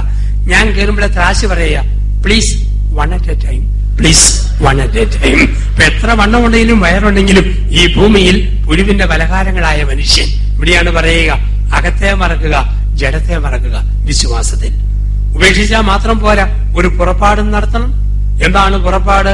പുറപ്പാടെന്ന് പറഞ്ഞു കഴിഞ്ഞാൽ ദൈവം പറഞ്ഞ വഴിയിൽ, പറഞ്ഞ ദിശയിൽ, പറഞ്ഞ സമയത്ത് അബ്രാഹം പുറപ്പെട്ടു. ഈ പുറപ്പാട് ആവശ്യമാണ്. അച്ഛന്മാരുടെ പുറപ്പാടാണ് സ്ഥലമാറ്റം കിട്ടുമ്പം പെട്ടിയും പ്രമാണവും തൂക്കി അടുത്ത സ്ഥലത്തേക്ക് പോവുക. കുടുംബജീവിതക്കാർക്ക് ഒരു പുറപ്പാടുണ്ട്. നിങ്ങൾക്ക് സ്ഥലമാറ്റമില്ല, പക്ഷേ മനസ്സിൽ ഒരു മാറ്റം. അതാണ് പുറപ്പാട്. കേട്ടിട്ടുണ്ട് എവിടെയെങ്കിലും? 2 വർഷം മാത്തുക്കുട്ടി, 3 വർഷം തോമാച്ചൻ, 5 വർഷം ആന്റണി, 2 വർഷം പെണ്ണമ്മ, 3 വർഷം കുഞ്ഞമ്മ, 3 വർഷം കുഞ്ഞുഞ്ഞമ്മ. ഇങ്ങനെ മാറി മാറി പോകാൻ പറ്റിയല്ല. പക്ഷേ ഭർത്താവ് സ്വന്തം ഇഷ്ടത്തിൽ നിന്നും ഭാര്യയുടെ ഇഷ്ടത്തിലേക്ക് പുറപ്പെടണം. ഭാര്യ സ്വന്തം ഇഷ്ടത്തിൽ നിന്നും ഭർത്താവിന്റെ ഇഷ്ടത്തിലേക്ക് പുറപ്പെടണം. കല്യാണം വരെ സ്വന്തം ഇഷ്ടം, കല്യാണം കഴിഞ്ഞാൽ എന്റെ ഭർത്താവിന്റെ ഇഷ്ടം, എന്റെ ഭാര്യയുടെ ഇഷ്ടം. ഇതാണ് പുറപ്പാട് എന്നൊക്കെ പറയുക. കല്യാണം കഴിഞ്ഞ ആദ്യ നാളുകളിൽ ഭർത്താവിനെ മനസ്സിലാക്കാൻ ഭാര്യയ്ക്കോ, ഭാര്യയെ മനസ്സിലാക്കാൻ ഭർത്താവിനോ പൂർണ്ണമായി കഴിയുകയില്ല. 5-6 മാസം കഴിയുമ്പോഴാണ് രണ്ടിന്റെയും വിശ്വരൂപങ്ങൾ നമ്മൾ കണ്ടു തുടങ്ങുക. ആ സമയത്താണ് ജീവിതത്തിന്റെ അഡ്ജസ്റ്റ്മെന്റ് എന്ന് പറയുക. അടുത്തിടെ കോട്ടയം KSRTC ബസ് സ്റ്റാൻഡിന്റെ തൊട്ട് താഴെ ഒരു 60-കാരൻ ഭർത്താവ് ഇൻഡിക്ക കാർ കൊണ്ടുവന്ന് പാർക്ക് ചെയ്തു. 60-കാരി ഭാര്യയുടെ കൈക്ക് ഇടത് കൈ അവിടെ വലത് കൈയുടെ കക്ഷത്തിലൂടെ ഇട്ട് W എഴുന്ന പോലെ പിടിച്ചോണ്ട് ഭർത്താവും ഭാര്യയും കൂടെ സിറ്റിയിലേക്ക് വരുന്നു. ആൾക്കാർ ചോദിച്ചു, 60-ാം വയസ്സിൽ എന്തൊരു മുടിഞ്ഞ പ്രേമം? കെട്ടിയൻ പറഞ്ഞു, പ്രേമമൊന്നുമല്ല, ഇവിടെ എനിക്കല്ലേ അറിയത്തുള്ളൂ. ഇവിടെ കയ്യെന്നെങ്ങാനും വിട്ടാൽ ഇവിടെ ഷോപ്പിങ്ങിന് ഓടിപ്പോകും, പോകാതിരിക്കാൻ വേണ്ടി ഞാൻ മുറുകെ പിടിച്ചിരിക്കുന്നതാണ്. ഇപ്പം ഭർത്താവിന്റെ ഇഷ്ടത്തിലേക്ക് ഭാര്യയുടെ പുറപ്പാട്, ഭാര്യയുടെ ഇഷ്ടത്തിലേക്ക് ഭർത്താവിന്റെ പുറപ്പാട്. വിശ്വാസം ഒരു ഉപേക്ഷയും പുറപ്പാടുമാണ്. 2, വിശ്വാസം ഇരുട്ടിലേക്കുള്ള എടുത്തുചാട്ടമാണ്. Faith is a leap in the dark എന്നാണ് പറയുക. ഡാർക്ക്നെസ്സിലേക്ക്, ഇരുട്ടിലേക്കുള്ള എടുത്തുചാട്ടമാണ്. വിശ്വാസം ഇരുട്ടിലേക്കുള്ള എടുത്തുചാട്ടമാണ്. നാളെ എന്തെന്ന് നമുക്കാർക്കും ഉറപ്പല്ല. അബ്രഹാമിനെ സംബന്ധിച്ച് ഇസഹാക്കിന് ജന്മം വരെ നാളെ എന്തെന്ന് ഒരുറപ്പുമില്ല. ദൈവം കാത്തോളും ഈ ഉറപ്പിലായിരുന്നു അബ്രഹാമിന്റെ യാത്ര. നമ്മളോടും പറയുന്നു, നാളെയെ കുറിച്ച് അമിതമായ ആകുലത വെക്കരുത്. ലൂക്കാസ് സുവിശേഷം 12:22 മുതൽ 38 വരെയുള്ള വാക്യങ്ങൾ. ആകുലപ്പെടുന്നത് കൊണ്ട് ആയുസ്സിന് ദൈർഘ്യം നിങ്ങൾ ആർക്കെങ്കിലും ഒരു മുഴം നീട്ടുവാൻ സാധിക്കുമോ? ഇന്നുള്ളതും നാളെ തീരെറിയുന്നതുമായ വയലിലെ പുല്ലിനെ ദൈവം ഇപ്രകാരം അണിയിക്കുന്നെങ്കിൽ അല്പവിശ്വാസികളെ എത്രയധികമായി കരുതുകയില്ല. അമിതമായ ആകുലതയരുത്. നമുക്കാർക്കും ഒന്നും ഉറപ്പല്ലല്ലോ. നാളെ എന്ത് സംഭവിക്കുമെന്ന് നമുക്കാർക്കും ഉറപ്പല്ല. പിന്നെ ദൈവത്തിന്റെ കരങ്ങളിലുള്ള ഒരു വെച്ചുകൊടുക്കൽ എന്ന് മാത്രം. ഓരോ നിമിഷം ദൈവം നമ്മളെ പരിപാലിക്കുക. ഇപ്പം തന്നെ ഞാൻ ഈ ഓഡിറ്റോറിയത്തിനകത്ത് കാണുന്നത് 100 കണക്കിന് സഹോദരി സഹോദരന്മാര് ഒന്നാം തരം കസേരകളിൽ ചാരിയിരുന്ന് മരിക്കുന്ന കാഴ്ചയാണ് ഞാൻ ഇവിടെ നിന്നുകൊണ്ട് കാണുക. അച്ഛനായ ഞാൻ സ്റ്റേജിൽ നിന്നു മരിക്കുന്നു, നിങ്ങൾ ഇരുന്ന് മരിക്കുന്നു. അല്പം വകുപ്പ് തിരിയെന്നുള്ള പത്രത്തിൽ ഒരു പേജിന് വകുപ്പ്, ടിവിയിൽ ഒരു ചാനലിന് വകുപ്പ്. കുവൈറ്റിലെ ക്രൈസ്തവ സമൂഹത്തിന്റെ കൂട്ടമരണം എന്നും പറഞ്ഞ് ഒരു വലിയ വാർത്ത. എന്താണ് മരണം? പുറത്തേക്ക് വിട്ട ശ്വാസം. എന്താണ് ജീവൻ? അകത്തേക്കെടുത്ത ശ്വാസം. പുറത്തേക്ക് വിട്ട ശ്വാസത്തെ അകത്തേക്കെടുക്കാൻ പറ്റിയില്ലെങ്കിൽ അതിന് വിളിക്കുന്ന വാക്കാണ് മരണം. ഒരു വിവരമുള്ള കാരണവന്മാര് മരണത്തെ വിളിച്ച വാക്ക് കാറ്റുപോയി, കാറ്റുപോയി. ഏറ്റവും ചിലപ്പം പോയ കാറ്റ് തിരിച്ചു കയറ്റാൻ പറ്റിയതാണ്. ഓരോ നിമിഷവും ദൈവത്തിന്റെ കരങ്ങളില്ല ഇരുട്ടിലേക്കുള്ള എടുത്തുചാടും. ഇന്നിവിടെ ആർക്കെവിടാ ഉറപ്പ്? ലോക പോലീസായ അമേരിക്കക്കാർക്ക് ഇന്ന് പേടിയാണ്. ന്യൂയോർക്കിൽ ഭയങ്കരമായ തണുപ്പ്, ചിക്കാഗോയിൽ ശീതക്കാറ്റ്, കാലിഫോർണിയയിൽ ഭൂമികുലുക്കം, ലോസ് ആഞ്ചലസിൽ കാട്ടുതീ, ഫ്ലോറിഡയിൽ ഹരിക്കെയിൻ. ഒന്നും ഉറപ്പല്ലല്ലോ. കടൽക്കാറ്റുകള് 2004 4 കാറ്റ് വന്നു, 2005 3 കാറ്റ് വന്നു. ദൈവമേ, എന്തായിരുന്നു അമേരിക്കയുടെ അവസ്ഥ? 2004 ആണുങ്ങളുടെ പേരിലാണ്. ആണുങ്ങളെ പിന്നെയും പറഞ്ഞ് സമാധാനിപ്പിക്കാം. പെണ്ണുങ്ങൾ തീരുമാനിച്ചോ തകർത്തിട്ടേ പോകത്തുള്ളൂ. 2004 കാറ്റ് ഐവാൻ, ഫ്രാൻസിസ്, ജീൻസ്, ചാൾസ്. വലിയ കുഴപ്പം വന്നില്ല. 2005 3 കത്രീന, റീത്ത, വിൽമ. അമേരിക്കയുടെ ആഫീസ് കൂട്ടിപ്പോയി. എനിക്കിത് ഒരിക്കലും മറക്കാൻ പറ്റിയല്ല. കാരണം ഞാൻ ഈ കാറ്റിന് നടുക്ക് ശ്വാസം വിട്ടിയ മനുഷ്യനാണ്. സെപ്റ്റംബർ ഞാൻ ധ്യാനിപ്പിക്കുകയാണ് ഫ്ലോറിഡയിലെ മയാമി കോറൽ സ്പ്രിംഗ് പള്ളിയില് 8 നോയമ്പിന്റെ ധ്യാനം. 3-ാം ദിവസമായിരുന്നു കത്രീനയുടെ വരവ്. എന്റെ ദൈവമേ, എന്നാ ഇളക്കമായിരുന്നു. കരണ്ട് പോയി, ടെലിഫോൺ പോയി, ഹോട്ടൽ പൂട്ടി, പമ്പില്ല. ഒരു കൂട്ടുകാരന്റെ വീടിന്റെ അണ്ടർഗ്രൗണ്ടിൽ 2 ദിവസം ബ്രെഡും ഓംലെറ്റും കഴിച്ച് കട്ടൻ കാപ്പി അനത്തി കുടിച്ച് കഴിഞ്ഞ ദിവസങ്ങൾ ഓർമ്മയുണ്ട്. അമേരിക്കയ്ക്ക് ഇന്ന് ലോക പോലീസായി അമേരിക്കയ്ക്ക് ഇന്ന് പേടി. ഇന്ന് ഏറ്റവും നല്ല മനക്കെട്ടിയുള്ളത് ഇന്ത്യക്കാരാണ്. ഇന്ത്യയിൽ മനക്കെട്ടി മലയാളികൾക്കാണ്. കേരളത്തിൽ മനക്കെട്ടി കൂടുതൽ കോട്ടയം ജില്ലക്കാർക്കും കോട്ടയം ജില്ലയിൽ നിന്നും കുടിയേറിപ്പോയ ആൾക്കാർക്കുമാണ്. കാരണം കോട്ടയം ജില്ലക്കാർക്ക് മനക്കെട്ടിക്ക് കാരണമുണ്ട്. യുദ്ധമുണ്ടായാൽ ബോംബ് കോയമ്പത്തൂരും കോഴിക്കോടും കൊല്ലത്തും തിരുവനന്തപുരത്തും വീണാലും കോട്ടയം ജില്ലയിൽ ബോംബ് വീഴുകയില്ല. വീണാൽ തന്നെ അത് ഭൂമിയിൽ പതിക്കുകയില്ല, റബറയിലൊടക്കിയിരുന്നോടും. ഇതാണ് ആൾക്കാരുടെ ധൈര്യം. ഇത്രയും ധൈര്യമുള്ള ആ കോട്ടയം ജില്ലക്കാരും അടിമുടി വിറയ്ക്കുന്ന അച്ഛൻ കണ്ടു. 2000 ആണ്ട് ഡിസംബർ 11 മുതൽ 2001 ജനുവരി 7 വരെ 3 ആഴ്ച നീണ്ടുനിന്ന നീണ്ട ഭൂമി കുലുക്കം. എന്തൊരു കുലുക്കമായിരുന്നു! ഞാൻ ജനത്തിന്റെ കൂടെ നിന്ന് കുലുങ്ങി തീർത്ത അച്ഛനാണ്. ഒന്നാമത്തെ കുലുക്കം കാഞ്ഞിരപ്പള്ളി കത്തീഡ്രൽ ധ്യാനിപ്പിക്കുക. ഒരു തിങ്കളാഴ്ച രാവിലെ 6:55 ഒരു വീട് വെഞ്ചരിക്കാൻ വേണ്ടി പോവുക. പോകുന്ന വഴിക്കാണ് കാലിന്റെ വെള്ളയിൽ ചൊറിയുന്ന പോലെ, ഇക്കിളി എടുക്കുന്ന പോലെ അനുഭവം. കിടക്കുമ്പോഴും ഇരിക്കുമ്പോഴും ഇക്കിളി മനസ്സിലാവും. കയറ്റം കയറുമ്പോഴത്തെ ഇക്കിളി കയറ്റം എവിടുന്നാന്ന് അറിയത്തില്ല. ഞാൻ നോക്കുമ്പോൾ ഒരു സ്ത്രീയും കൊച്ചിനെയും പൊക്കിക്കൊണ്ട് ഓടുന്നു.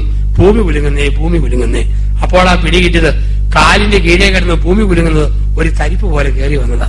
പിന്നെ സ്ത്രീയും കൊച്ചും ഞാനും കൂടെ അടുത്ത് കണ്ട വീടിന്റെ ആടുന്ന ഭിത്തിയിൽ അള്ളിപ്പിടിച്ച് ഒരു 3-4 സെക്കൻഡ് നിന്ന് കാണും. ഇത് ആദ്യത്തെ കുലുക്കം. ഈ സമയം എന്റെ കൂടെയുള്ള വലിയച്ഛൻ കാഞ്ഞിരപ്പള്ളി വെല്ലിമഠത്തിലെ പ്രായജന കന്യാസ്ത്രീ അമ്മമാരെ കുമ്പസാരിപ്പിച്ച് കുനിഞ്ഞിരുന്ന് ഉപദേശം കൊടുക്കുകയായിരുന്നു. അല്പ കഴിഞ്ഞ് അച്ഛനെന്തോ അരിതായ്മ പോലെ ശേലികേട് പോലെ തോന്നി. അച്ഛൻ തലപൊക്കി നോക്കുമ്പോൾ 80 വയസ്സിലെ വലിയ കന്യാസ്ത്രീയും കുമ്പസാരക്കൂടും കമ്പിവലയും കൂടെ അച്ഛന് നേരെ ബോക്സിങ്ങിന് വരുന്ന പോലെ ചെരിഞ്ഞു വരുന്നു. ഇതായിരുന്നു ആദ്യത്തെ കുലുക്കം. അന്ന് ഉച്ചകഞ്ഞി 2:30 ദേശീയ നീന്തലിൽ സമ്മാനം കെട്ടിക്കുട്ടികളെ സമ്മാനം കൊടുക്കാൻ വേണ്ടി പാല അൽഫോൻസ കോളേജിൽ നിന്ന് എന്നെ വിളിച്ചിരുന്നു. ഞാൻ കുട്ടികൾക്ക് സമ്മാനം കൊടുത്ത് അനുമോദന പ്രസംഗം പറയുകയും ഒരൊറ്റ കുലുക്കം. പെൺപിള്ളാർ ജീവനും കൊണ്ട് ഓടി. സിസ്റ്റർ പ്രിൻസിപ്പാളും ഞാൻ മാത്രം സ്റ്റേജിൽ കസേരകളിൽ ഇരിക്കുക. എനിക്കും ഓടണമെന്ന് ആദ്യം തോന്നി. രണ്ടാമത് ദൈവമേ, ഒരു കന്യാസ്ത്രീയും കത്തനാരും കൂടെ പാലായിലൂടെ ഒരുമിച്ച് ഓടുന്ന കണ്ടാൽ ആൾക്കാരെല്ലാം പറയും. കടിച്ചു പിടിച്ച് സഹിച്ചിരുന്നു. കുലുക്കമെല്ലാം കഴിഞ്ഞു. പെൺപിള്ളാരകത്ത് കയറി വന്നു. അവസാനം നന്ദി പറഞ്ഞ പെൺകുട്ടി പറഞ്ഞു, പല ധ്യാനഗുരുക്കന്മാരെ കണ്ടു, പക്ഷെ പ്രസംഗിച്ച് ഭൂമി കുലുക്കുന്നവരെ ആദ്യം കാണുക. ഇതായിരുന്നു കുലുക്കം. അവസാന കുലുക്കം 2001 ജനുവരി 7 ഞായർ രാവിലെ കൃത്യം 8:30 പാലാ രൂപതയുടെ മറ്റക്കറിപ്പള്ളി അടുത്ത് കോട്ടയം രൂപതയുടെ മണ്ണൂപ്പള്ളി എന്ന പള്ളിയിൽ ഞാൻ ധ്യാനിപ്പിക്കുന്നു. പള്ളി നിറഞ്ഞു കവിഞ്ഞ ആൾക്കാരാണ്. വികാരിയച്ഛൻ സൈഡിലുണ്ട്, കൂടെ ധ്യാനിപ്പിക്കേണ്ട അച്ഛന്മാര് പുറത്ത് വരാന്തയിലിരുന്ന് പ്രസംഗം കേൾക്കുന്നുണ്ട്. നമ്മുടെ പ്രിയപ്പെട്ടവരെ, അണ്ടകടാകങ്ങൾ വിറയ്ക്കുന്നു, അടിത്തറകൾ കുലുങ്ങുന്നു, വിട്ടവൻ വിളിക്കുമ്പം പോകാൻ തയ്യാറാകണം. ഇത് കുലുക്കത്തിന്റെ കാലമാണ്. എല്ലാവരും ധ്യാനത്തിന് വരണം. ഒരുപക്ഷെ നിങ്ങളുടെ അവസാന ധ്യാനം, ഇന്നത്തെ അത്താഴം, ഒടുക്കത്തെ അത്താഴം. ആരും വരാതിരിക്കരുത്. പറഞ്ഞു വാകൂട്ടുകയും ഓരൊറ്റ കുലുക്കം. ആണുങ്ങളുടെ ഭാഗം ക്ലീൻ ബൗൾ, ഒറ്റ ഒരുത്തം പോലും ഇല്ല. എല്ലാരും ജീവനും കൊണ്ടോടി. പക്ഷെ പാവം പെണ്ണുങ്ങൾ എന്റെ ചുറ്റും നിന്ന് കൈ പൊക്കി പിടിച്ച് പറഞ്ഞു, യേശുവേ നന്ദി, യേശുവേ സ്തുതി. കാരണം പെണ്ണുങ്ങൾക്ക് വിവരമുണ്ട്. ഏത് കുലുക്കമാണേലും ഇതെല്ലാം കൂടെ വലിച്ചു വാരി എവിടം വരെ ഓടാൻ പറ്റും അവിടെ തന്നെ നിന്നു. കുലുക്കമെല്ലാം കഴിഞ്ഞ് എല്ലാരും കയറി വന്നിട്ട് ആൾക്കാരെന്നെ തുറിച്ചു നോക്കി നിൽക്കുക. ഈ കുലുക്കം സഹിക്കാം, ആ സമയത്തെ മനുഷ്യന്മാരുടെ നോട്ടവാ ഒട്ടും സഹിക്കാൻ മേലാത്തത്. ഞാൻ പറഞ്ഞു, എല്ലാരും കണ്ണുകളടച്ച് കരങ്ങൾ തുറന്നു പിടിച്ച് ദൈവാരൂപിയെ എന്ന പാട്ട് പാടിക്കോളാൻ പറഞ്ഞു. കാരണം കണ്ണടച്ചാ പിന്നെ എന്നെ കാണുന്ന പ്രശ്നം ഉദിക്കുന്നില്ലല്ലോ. കുർബാന കഴിഞ്ഞു കാപ്പ് കുടിക്കുമ്പം പ്രായമുള്ള ചേട്ടന്മാര് വന്ന് പറഞ്ഞു, ചെറുപ്പക്കാര് വൈദികർ ഇങ്ങനെ വേണം. ഭൂമി കിലുകിടും കുലുങ്ങാതൊരു അച്ഛന്റെ നിപ്പ്. ഞങ്ങൾക്ക് എന്നാ ധൈര്യം തന്നെന്നറിയാവോ. എല്ലാരും പോയി കഴിഞ്ഞ് വികാരിച്ചൻ പറഞ്ഞു, ആരോടും പറയണ്ട, ധൈര്യമൊക്കെ ഞാൻ സൈഡിൽ നിന്ന് ശരിക്കും കാണുന്നുണ്ടായിരുന്നു. വീഞ്ഞും വെള്ളമെടുത്തപ്പം വെള്ളം മൊത്തം വീഞ്ഞിലോട്ടും വീഞ്ഞ് മൊത്തം വെള്ളത്തിലോട്ടും മറിഞ്ഞു വീഴുന്നു. നമുക്കാർക്കും ഒന്നും ഉറപ്പല്ല. വിശ്വാസം ഇരുട്ടിലേക്കുള്ള എടുത്തുചാട്ടം. അമിതമായ ആവരുതരുത്. ദൈവമേ, 60-ാം വയസ്സ് കഴിഞ്ഞ് അല്ലെങ്കിൽ പെൻഷൻ പറ്റിക്കഴിഞ്ഞ് ജോലി തീർന്നു കഴിഞ്ഞ് എനിക്ക് എന്നാ പറ്റും? കുഞ്ഞുങ്ങൾ ഇങ്ങനെ വരും, 90-ാം വയസ്സിൽ വാർദ്ധക്യത്തിൽ എനിക്ക് എന്നാ പറ്റും? അങ്ങനെയൊന്നും ആരും ഓർക്കരുത്. കാരണം ഇന്നലെ ഉറങ്ങാൻ കിടന്ന പല ആൾക്കാരും ഇന്ന് പത്രത്തിൽ നിര്യാതർ ആരുടെ കോളത്തിലാണ് പ്രത്യക്ഷപ്പെടുക. നമുക്കൊന്നും ഉറപ്പല്ലല്ലോ. ഇന്ന് ജീവിക്കുക, നാളെയെ കുറിച്ച് അകൽപ്പെടാതിരിക്കുക. അബ്രഹാം അത് ചെയ്തു. വിശ്വാസം ഇരുട്ടിലേക്കുള്ള എടുത്തുചാട്ടം. ദൈവം നോക്കിക്കോൾ. 1, വിശ്വാസം ഉപേക്ഷയും പുറപ്പാടുമാണ്. 2, ഇരുട്ടിലേക്കുള്ള എടുത്തുചാട്ടമാണ്. 3, വിശ്വാസം ദൈവത്തിലുള്ള സമ്പൂർണമായ ആശ്രയം വെക്കലാണ്. ദൈവത്തിലുള്ള സമ്പൂർണമായ ആശ്രയം വെക്കലാണ് വിശ്വാസം. അബ്രഹാമിന് ആശ്രയം വെക്കാൻ ദൈവം മാത്രമേ ഉള്ളൂ. വേറെ ആരിൽ ആശ്രയം വെക്കുക? ലോകത്തിൽ ആശ്രയം വെച്ചോ നിരാശയാണ് ഫലം. ഭർത്താവിൽ അമിതമായ ആശ്രയം ഭാര്യ വെച്ചോ ഭർത്താവിന്റെ മട്ടുമാറുമ്പോൾ ഭാര്യ തകർന്നു പോകും. ഭാര്യയിൽ അമിതമായ ആശ്രയം വെച്ചോ ഭാര്യയുടെ രീതി മാറുമ്പോൾ ഭർത്താവ് തകർന്നു പോകും. കുഞ്ഞുങ്ങളിൽ അമിതമായ ആശ്രയം വെച്ചോ മക്കളുടെ ഭാവം മാറുമ്പോൾ കാരണന്മാര് തകർന്നു പോകും. പണ്ട് അതുകൊണ്ടാണ് ഇന്ന് നാട്ടിൽ അപ്പനമ്മമാർക്ക് ബോധം വെച്ച് വരുന്ന കാലമാണ്. പണ്ട് ജീവിതകാലത്തെല്ലാം മക്കൾക്ക് എഴുതി കൊടുക്കുമായിരുന്നു. ഇന്നെങ്ങനെയാ എഴുതുക? എന്നെയും എന്റെ ഭാര്യയെയും മരണം വരെ മര്യാദയ്ക്ക് നോക്കുന്ന മക്കൾക്ക് എന്റെ കാലശേഷം വീടും 1/2 ഏക്കർ സ്ഥലവും ഒരപ്പൻ എഴുതി വെച്ചു. ഉടനെ മോൻ പറഞ്ഞു, വേണേ അപ്പനെ ഇപ്പം തന്നെ ഞാൻ കാലശേഷം ആക്കി കാണിക്കാം. ഇന്ന് ലോകം പോകുന്ന വഴി അതാണ്. എന്റെ തൊണ്ടയ്ക്ക് മുഴക്കവും വാക്കിന് ഒഴുക്കുമുണ്ടോ ഈ ലോകം മുഴുവൻ ധ്യാനത്തിന് വിളിച്ചുകൊണ്ടിരിക്കും. പക്ഷേ സ്വരം അടച്ചുപോയാൽ, വാക്കിന്റെ പ്രവാഹം നിലച്ചുപോയോ ചവച്ചു നിൽക്കുക കരിവേപ്പില പോലെ ഒരു മുറിക്കുഴി ഞാൻ കഴിയണം. 2000 ആണ്ടിൽ അമേരിക്കയിലെ കാലിഫോർണിയയിലെ മലയാളി സമൂഹം മില്ലേനിയം മീറ്റിൽ പ്രസംഗിക്കാൻ എന്നെ കൊണ്ടുവന്നു. 5 ദിവസത്തെ സന്ധ്യാപ്രസംഗങ്ങള് ഒരുപാട് പേര് കേൾക്കാൻ വന്നു. പക്ഷേ രാത്രി പകലായ സമയവ്യത്യാസം, കൊടും തണുപ്പിൽ എന്റെ സ്വരം പൂർണ്ണമായും അങ്ങ് അടച്ചുപോയി. പക്ഷെ ബലം പ്രയോഗിച്ച് ഞാൻ പ്രസംഗിച്ചു. കഷ്ടപ്പെട്ട ആൾക്കാർ കൊണ്ടുപോയതല്ലേ. പ്രസംഗം പൂർത്തിയാക്കി നാട്ടിൽ വന്നു. നാട്ടിൽ വന്നപ്പം വാ പൊളിക്കുമ്പം ശബ്ദമില്ല. ആകപ്പാടെ ശബ്ദത്തിനൊരു മരപ്പ്. എന്നോട് എന്റെ സുബീരേശൻ പറഞ്ഞു, കൊല്ലം അടുത്ത് കൊട്ടിയം ഹോളി ക്രോസ് ആശുപത്രിയുണ്ട്, അവിടെ പോയി ഇന്ത്യയിലെ തന്നെ പ്രശസ്തനായ ENT സ്പെഷ്യലിസ്റ്റുണ്ട് ഡോക്ടർ കനകരാജ്, അദ്ദേഹത്തെ പോയി കാണുക, കണ്ട് ഒന്ന് പരിശോധിപ്പിക്കാൻ പറഞ്ഞു. ഡോക്ടർ കനകരാജ് പരിശോധിച്ചിട്ട് പറഞ്ഞു, അച്ഛന്റെ തൊണ്ടയ്ക്ക് അസുഖമില്ല, പക്ഷെ അമിതമായി സ്വരം ഉപയോഗിച്ചതുകൊണ്ട് തഴമ്പ് പിടിച്ചു പോയി. ഇനി തഴമ്പ് പിടിക്കും. ശരിക്കും ജോലി ചെയ്യുന്നവന്, പാട്ട് പാടുന്നവർക്ക്, പ്രസംഗിക്കുന്നവർക്ക് തൊണ്ടയിൽ തഴമ്പ്, തൂമ്പാ പിടിക്കുന്നവർക്ക് കയ്യിൽ തഴമ്പ്, ആനപ്പുറത്തും തെങ്ങയിലും ചെന്നുള്ള കാലിൽ തഴമ്പ്, അധ്വാനിച്ചാൽ തഴമ്പ്. നമ്മുടെ നാട്ടിൽ ഒരു കൂട്ടലുണ്ട്, എന്നും തൂമ്പാ പിടിച്ചാലും തഴമ്പില്ലാത്ത ഒറ്റ കൂട്ടലേ ഉള്ളൂ. ഈയിടെ പത്രത്തിൽ വാർത്ത വന്നതാണ്. ഒരു തൂമ്പാ കയ്യിൽ 1 മണിക്കൂർ 20 മിനിറ്റ് സമയം ഒരു കാക്ക അനങ്ങാതെ കുത്തിയിരുന്നു. ഏറ്റവും വലിയ അത്ഭുതം. 1 മണിക്കൂർ 20 മിനിറ്റ് തൂമ്പക്കൈയിൽ കാക്ക അനങ്ങാതെ കുത്തിയിരുന്നു. അന്വേഷിച്ചു ആരുടെ തൂമ്പായെന്ന്. അപ്പോൾ ആ പിടികിട്ടത് നമ്മുടെ നാട്ടിലെ തൊഴിലുറപ്പ് പദ്ധതിക്കാരന്റെ തൂമ്പായിലാണ് കാക്ക അനങ്ങാതെ 80 മിനിറ്റ് കുത്തിയിരുന്നു. അവരെത്ര തൂമ്പ പിടിച്ചാലും തഴമ്പ് പിടിക്കാത്ത കൈ തൊഴിലുറപ്പ് പദ്ധതിക്കാരന്റെ കൈ മാത്രമാണ്. അത് ഏത് തഴമ്പുണ്ടാവും. എന്നോട് പറഞ്ഞു, അച്ഛൻ തിങ്കളാഴ്ച വൈകുന്നേരം അഡ്മിറ്റ് ചെയ്യപ്പെടണം. ചൊവ്വ രാവിലെ 8 മണിക്ക് മരുന്ന് പുരട്ടി തൊണ്ട മരപ്പിക്കും. ലേസർ ഉപകരണം കൊണ്ട് അകത്തെ തഴമ്പ് ചുരണ്ടിയെടുക്കും. അത് ബയോപ്സിക്ക് അയച്ചു കൊടുക്കും. ഉച്ചകഴിഞ്ഞ് 2:30 ഒരു ബോൾ ഐസ്ക്രീം തരും. അതും തിന്നിട്ട് അച്ഛൻ പറഞ്ഞാനത്തേക്ക് പോയിക്കൊള്ളുക. അഡ്മിറ്റ് ചെയ്തു, മരുന്ന് പുരട്ടി മരപ്പിച്ചു, ചുരണ്ടിയെടുത്തു, ബയോപ്സിക്ക് അയച്ചു കൊടുത്തു. ഉച്ചകഴിഞ്ഞ് 2:30 ബോൾ ഐസ്ക്രീം തന്നു. അതും തിന്നിട്ട് ഞാൻ പറഞ്ഞാനത്തേക്ക് പോന്നു. പോരുമ്പം ഡോക്ടർ പറഞ്ഞു, അടുത്ത 1 മാസം വലിയ ശബ്ദത്തിൽ സംസാരിക്കാതിരിക്കാൻ അച്ഛൻ ശ്രദ്ധിക്കണം. എന്റെ സുപ്പീരിയർ പറഞ്ഞു, 2 മാസം ഒന്നും മിണ്ടണ്ട. ടെലിഫോൺ ബോയിയെ തന്നു മറുപടി പറയാൻ വേണ്ടി, വായിക്കാൻ പുസ്തകം തന്നു, കേൾക്കാൻ CD തന്നു. ശാന്തമായിരുന്നു. ആൾക്കാരനെ വിളിക്കുമ്പോൾ ടെലിഫോൺ ബോയി പറഞ്ഞു തുടങ്ങി, ജോസഫ് അച്ഛൻ ഓപ്പറേഷൻ കഴിഞ്ഞ് ബയോപ്സിക്ക് അയച്ച് കാത്തിരിക്കുകയാണ്. കുഴപ്പമുണ്ടാകാതിരിക്കാൻ നിങ്ങളൊക്കെ പ്രാർത്ഥിച്ചേക്കണം. 15 ദിവസമായി ടെലിഫോൺ പകുതിയായി. 3 ആഴ്ചയായി ടെലിഫോൺ നിശ്ചലമായി. 1 മാസമായപ്പോൾ എന്നെ പരിചയമുള്ള അച്ഛന്മാരും സിസ്റ്റേഴ്സും ആത്മാരും ഒക്കെ പറഞ്ഞു തുടങ്ങി, നല്ല അച്ഛനും ധ്യാനവും ഒക്കെ ആയിരുന്നു. ഇത്രയുള്ള മനുഷ്യന്മാരുടെയൊക്കെ കാര്യം കിട്ടിയാ പോയാ പോയി. 1 മാസം കഴിഞ്ഞപ്പം ശവവടക്കം 41 കഴിഞ്ഞതുപോലെയായി. വീണ്ടും ശബ്ദം വീണ്ടും കിട്ടി, പ്രസംഗം തുടരാൻ തുടങ്ങി. ഇവിടെയാണ് ബൈബിളിന്റെ നടുവിലത്തെ വചനം എന്നും ഓർത്തോണം. വേദപുസ്തകത്തിന്റെ നടുക്കത്തെ വചനമാണ് സങ്കീർത്തനം 125:1. സങ്കീർത്തനം 125:1. അവിടെയാണ് പറയുക, കർത്താവിൽ ആശ്രയം വെക്കുന്നവൻ സിയോൻ പർവ്വതം പോലെ ഉറച്ചു നിൽക്കും. വേറെ എവിടെ ആശ്രയം വെച്ചാൽ നിരാശയാ. കർത്താവിൽ ആശ്രയം വെക്കുന്നവൻ സിയോൻ പർവ്വതം പോലെ ഉറച്ചു നിൽക്കും. ബൈബിളിന്റെ നടുവിലത്തെ വചനമാണ്. പഴയ നിയമ പുതിയ നിയമത്തിന്റെ കൃതകൃത്യം നടുവിലത്തെ വചനം. പ്രിയപ്പെട്ടവരെ, വിശ്വാസം ദൈവത്തിലുള്ള പൂർണ്ണമായ ആശ്രയം വയ്ക്കലാണ്. 1 വിശ്വാസം ഉപേക്ഷയും പുറപ്പാടുമാണ്. 2 വിശ്വാസം ഇരുട്ടിലേക്കുള്ള എടുത്തുചാട്ടമാണ്. 3 വിശ്വാസം ദൈവത്തിലുള്ള പൂർണ്ണമായ ആശ്രയം വയ്ക്കലാണ്. 4 വിശ്വാസം എന്ന് പറയുന്നത് ബുദ്ധിക്ക് അപ്പുറത്തേക്കുള്ള വളർച്ചയാണ്. Faith means to go beyond reason. വിശ്വാസം ബുദ്ധിക്ക് അപ്പുറത്തേക്കുള്ള വളർച്ചയാണ്. അതാണ് ബൈബിളിൽ പറയുക, അബ്രഹാമെ ഇസ്മയേലിനെ ഉപേക്ഷിക്കുക. അബ്രഹാമെ ഇസ്മയേലിനെ ഉപേക്ഷിക്കുക. ഇസ്മയേൽ ദൈവത്തിന്റെ വാഗ്ദാനം അല്ല, സാറായുടെ ബുദ്ധിയാണ്. ബൈബിളിൽ കാണുന്നത് വൃദ്ധയും അന്ധ്യയുമായ സാറാ പ്രസവിക്കും. സാറാ പറഞ്ഞു, വൃദ്ധയായി ഞാൻ പ്രസവിച്ചില്ലെങ്കിലോ ദാസിയായ ഹാഗാറിനെ പ്രാപിക്ക്. സാറായുടെ ബുദ്ധി പ്രവർത്തിച്ചു. ബുദ്ധിയുടെ ഫലമായി ഇസ്മായിൽ ജന്മമെടുത്തു. ദൈവം പറഞ്ഞു, ബുദ്ധിക്കപ്പുറത്തേക്ക് വളരുക. കാരണം നമ്മുടെ ദൈവം ബുദ്ധിമാന്മാരിൽ നിന്നും വിവേകമതികളിൽ നിന്നും മറച്ചു വെക്കുന്ന ദൈവരാജ്യ രഹസ്യങ്ങൾ ശിശുക്കൾക്ക് വെളിപ്പെടുത്തുന്നവനാണ്.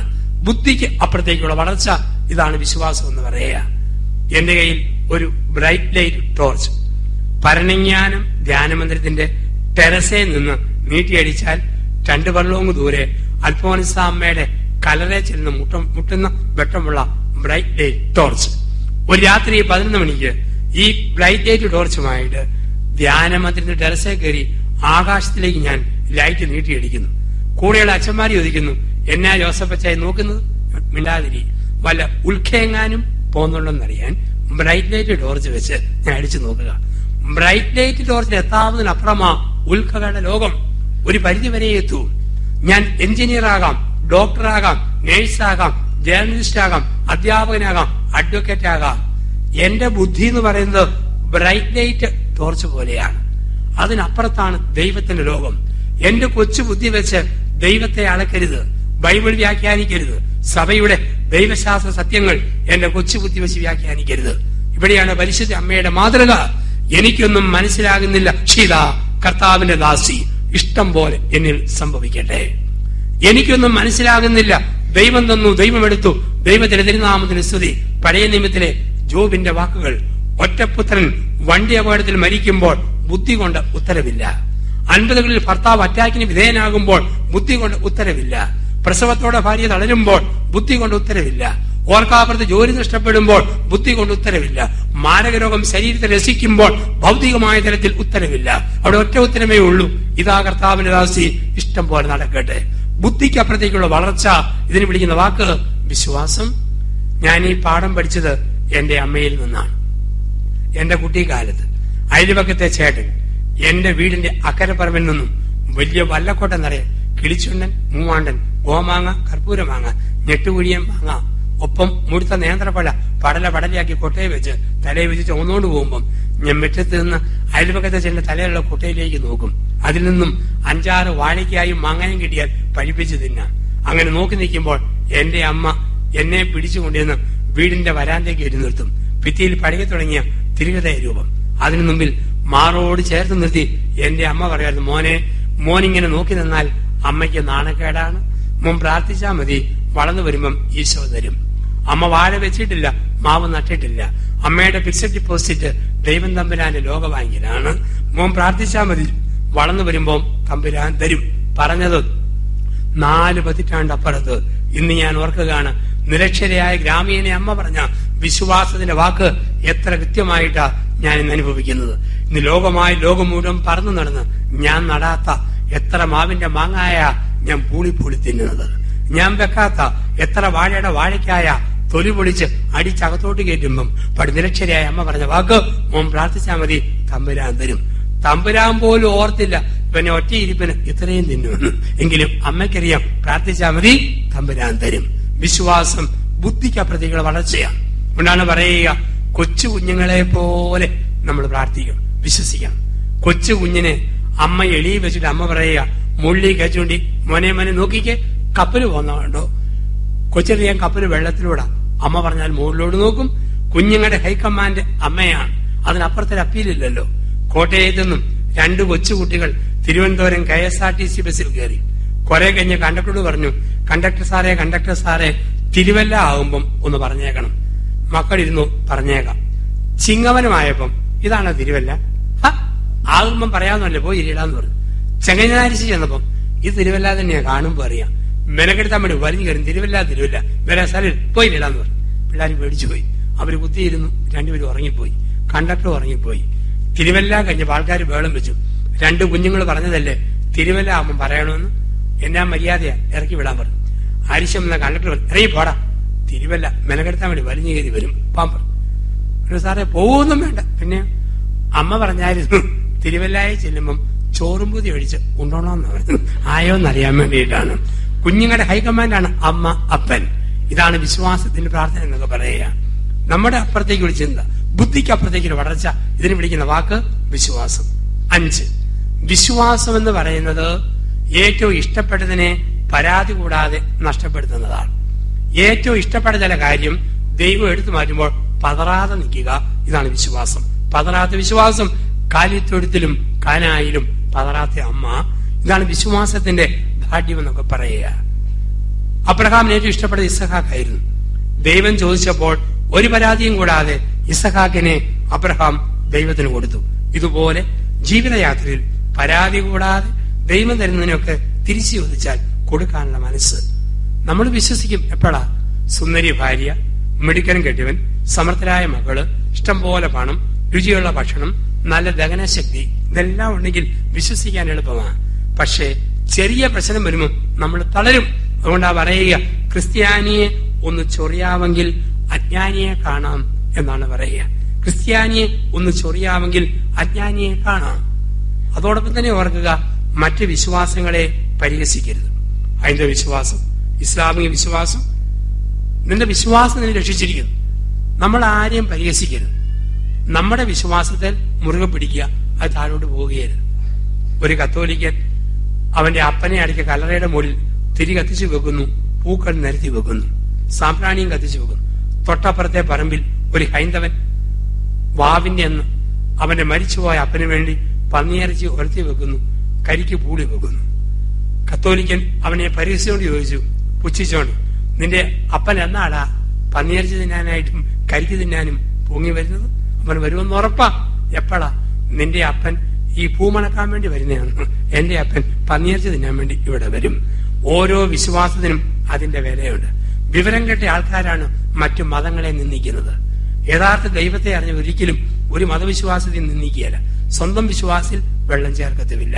കാരണം നിന്റെ വിശ്വാസം നിന്നെ രക്ഷിച്ചിരിക്കുന്നു. ആ ഉറപ്പ് നമുക്കൊക്കെ വേണം ജീവിതത്തില്. ഇന്ന് പലപ്പോഴും നമ്മുടെയൊക്കെ വിശ്വാസം പണ്ട് കാണാപ്പാഠം പഠിച്ച കുറെ കാര്യങ്ങളുമായിട്ട് ഓടി നടക്കുന്നു. അതിനപ്പുറത്തേക്ക് നമ്മൾ ആരും വളർന്നിട്ടില്ല. സത്യം പറഞ്ഞാൽ കത്തോലിക്കാ സഭയുടെ വിശ്വാസത്തിന്റെ കടപ്പാട് മഠത്തിലെ കന്യാസ്ത്രീ അമ്മമാരോടാണ്. ആദ്യ കുർബാന സ്വീകരണത്തിന് സിസ്റ്റേഴ്സ് കുറെ കാര്യങ്ങൾ പഠിപ്പിച്ചു. ഇന്നും അത് തന്നെയാണ്. 60-കാരൻ ചേട്ടനും കുംസാരിക്കാമെന്ന് മുട്ടുകുത്തി പറയുന്നത് പിച്ചിപ്പറിച്ചു, മന്തിപ്പറിച്ചു, കട്ടു തിന്നു, ഉറക്കം തൂങ്ങി, ഞുള്ളിപ്പറിച്ചു. ഇതിനപ്പുറത്തേക്കൊരു ആത്മപരിശോധനയ്ക്ക് പോലും കഴിവ് നഷ്ടപ്പെട്ടവരാണ് നമ്മള്. ഒരു പിതാവ് രൂപതയിലെ എല്ലാ ഇടവുകളിലും കുഞ്ഞുങ്ങൾക്ക് ഫസ്റ്റ് കമ്മ്യൂണിന് വേണ്ടി ചെല്ലും, ആദ്യ കുർബാന കൊടുക്കാൻ വേണ്ടി. അങ്ങനെ ചെല്ലുമ്പോൾ പിതാവിനൊരു രീതിയുണ്ട്. എല്ലാ കുഞ്ഞുങ്ങളും ബൊക്കയും തിരിയും പിടിച്ചു നിൽക്കണം ലൈനായിട്ട്. പിതാവ് കാറെ നിറങ്ങുമ്പം ആദ്യം കാണുന്ന 3 പേരോട് ഓരോ ചോദ്യം ചോദിക്കും. ഒന്നാമത്തെ കുട്ടിയോട് എന്തിനു നിന്നെ സൃഷ്ടിച്ചു? അവൻ വെടിവെക്കുന്ന പോലെ പറയണം. ആര് നിന്നെ സൃഷ്ടിച്ചു? അവൻ പറയണം ദൈവം.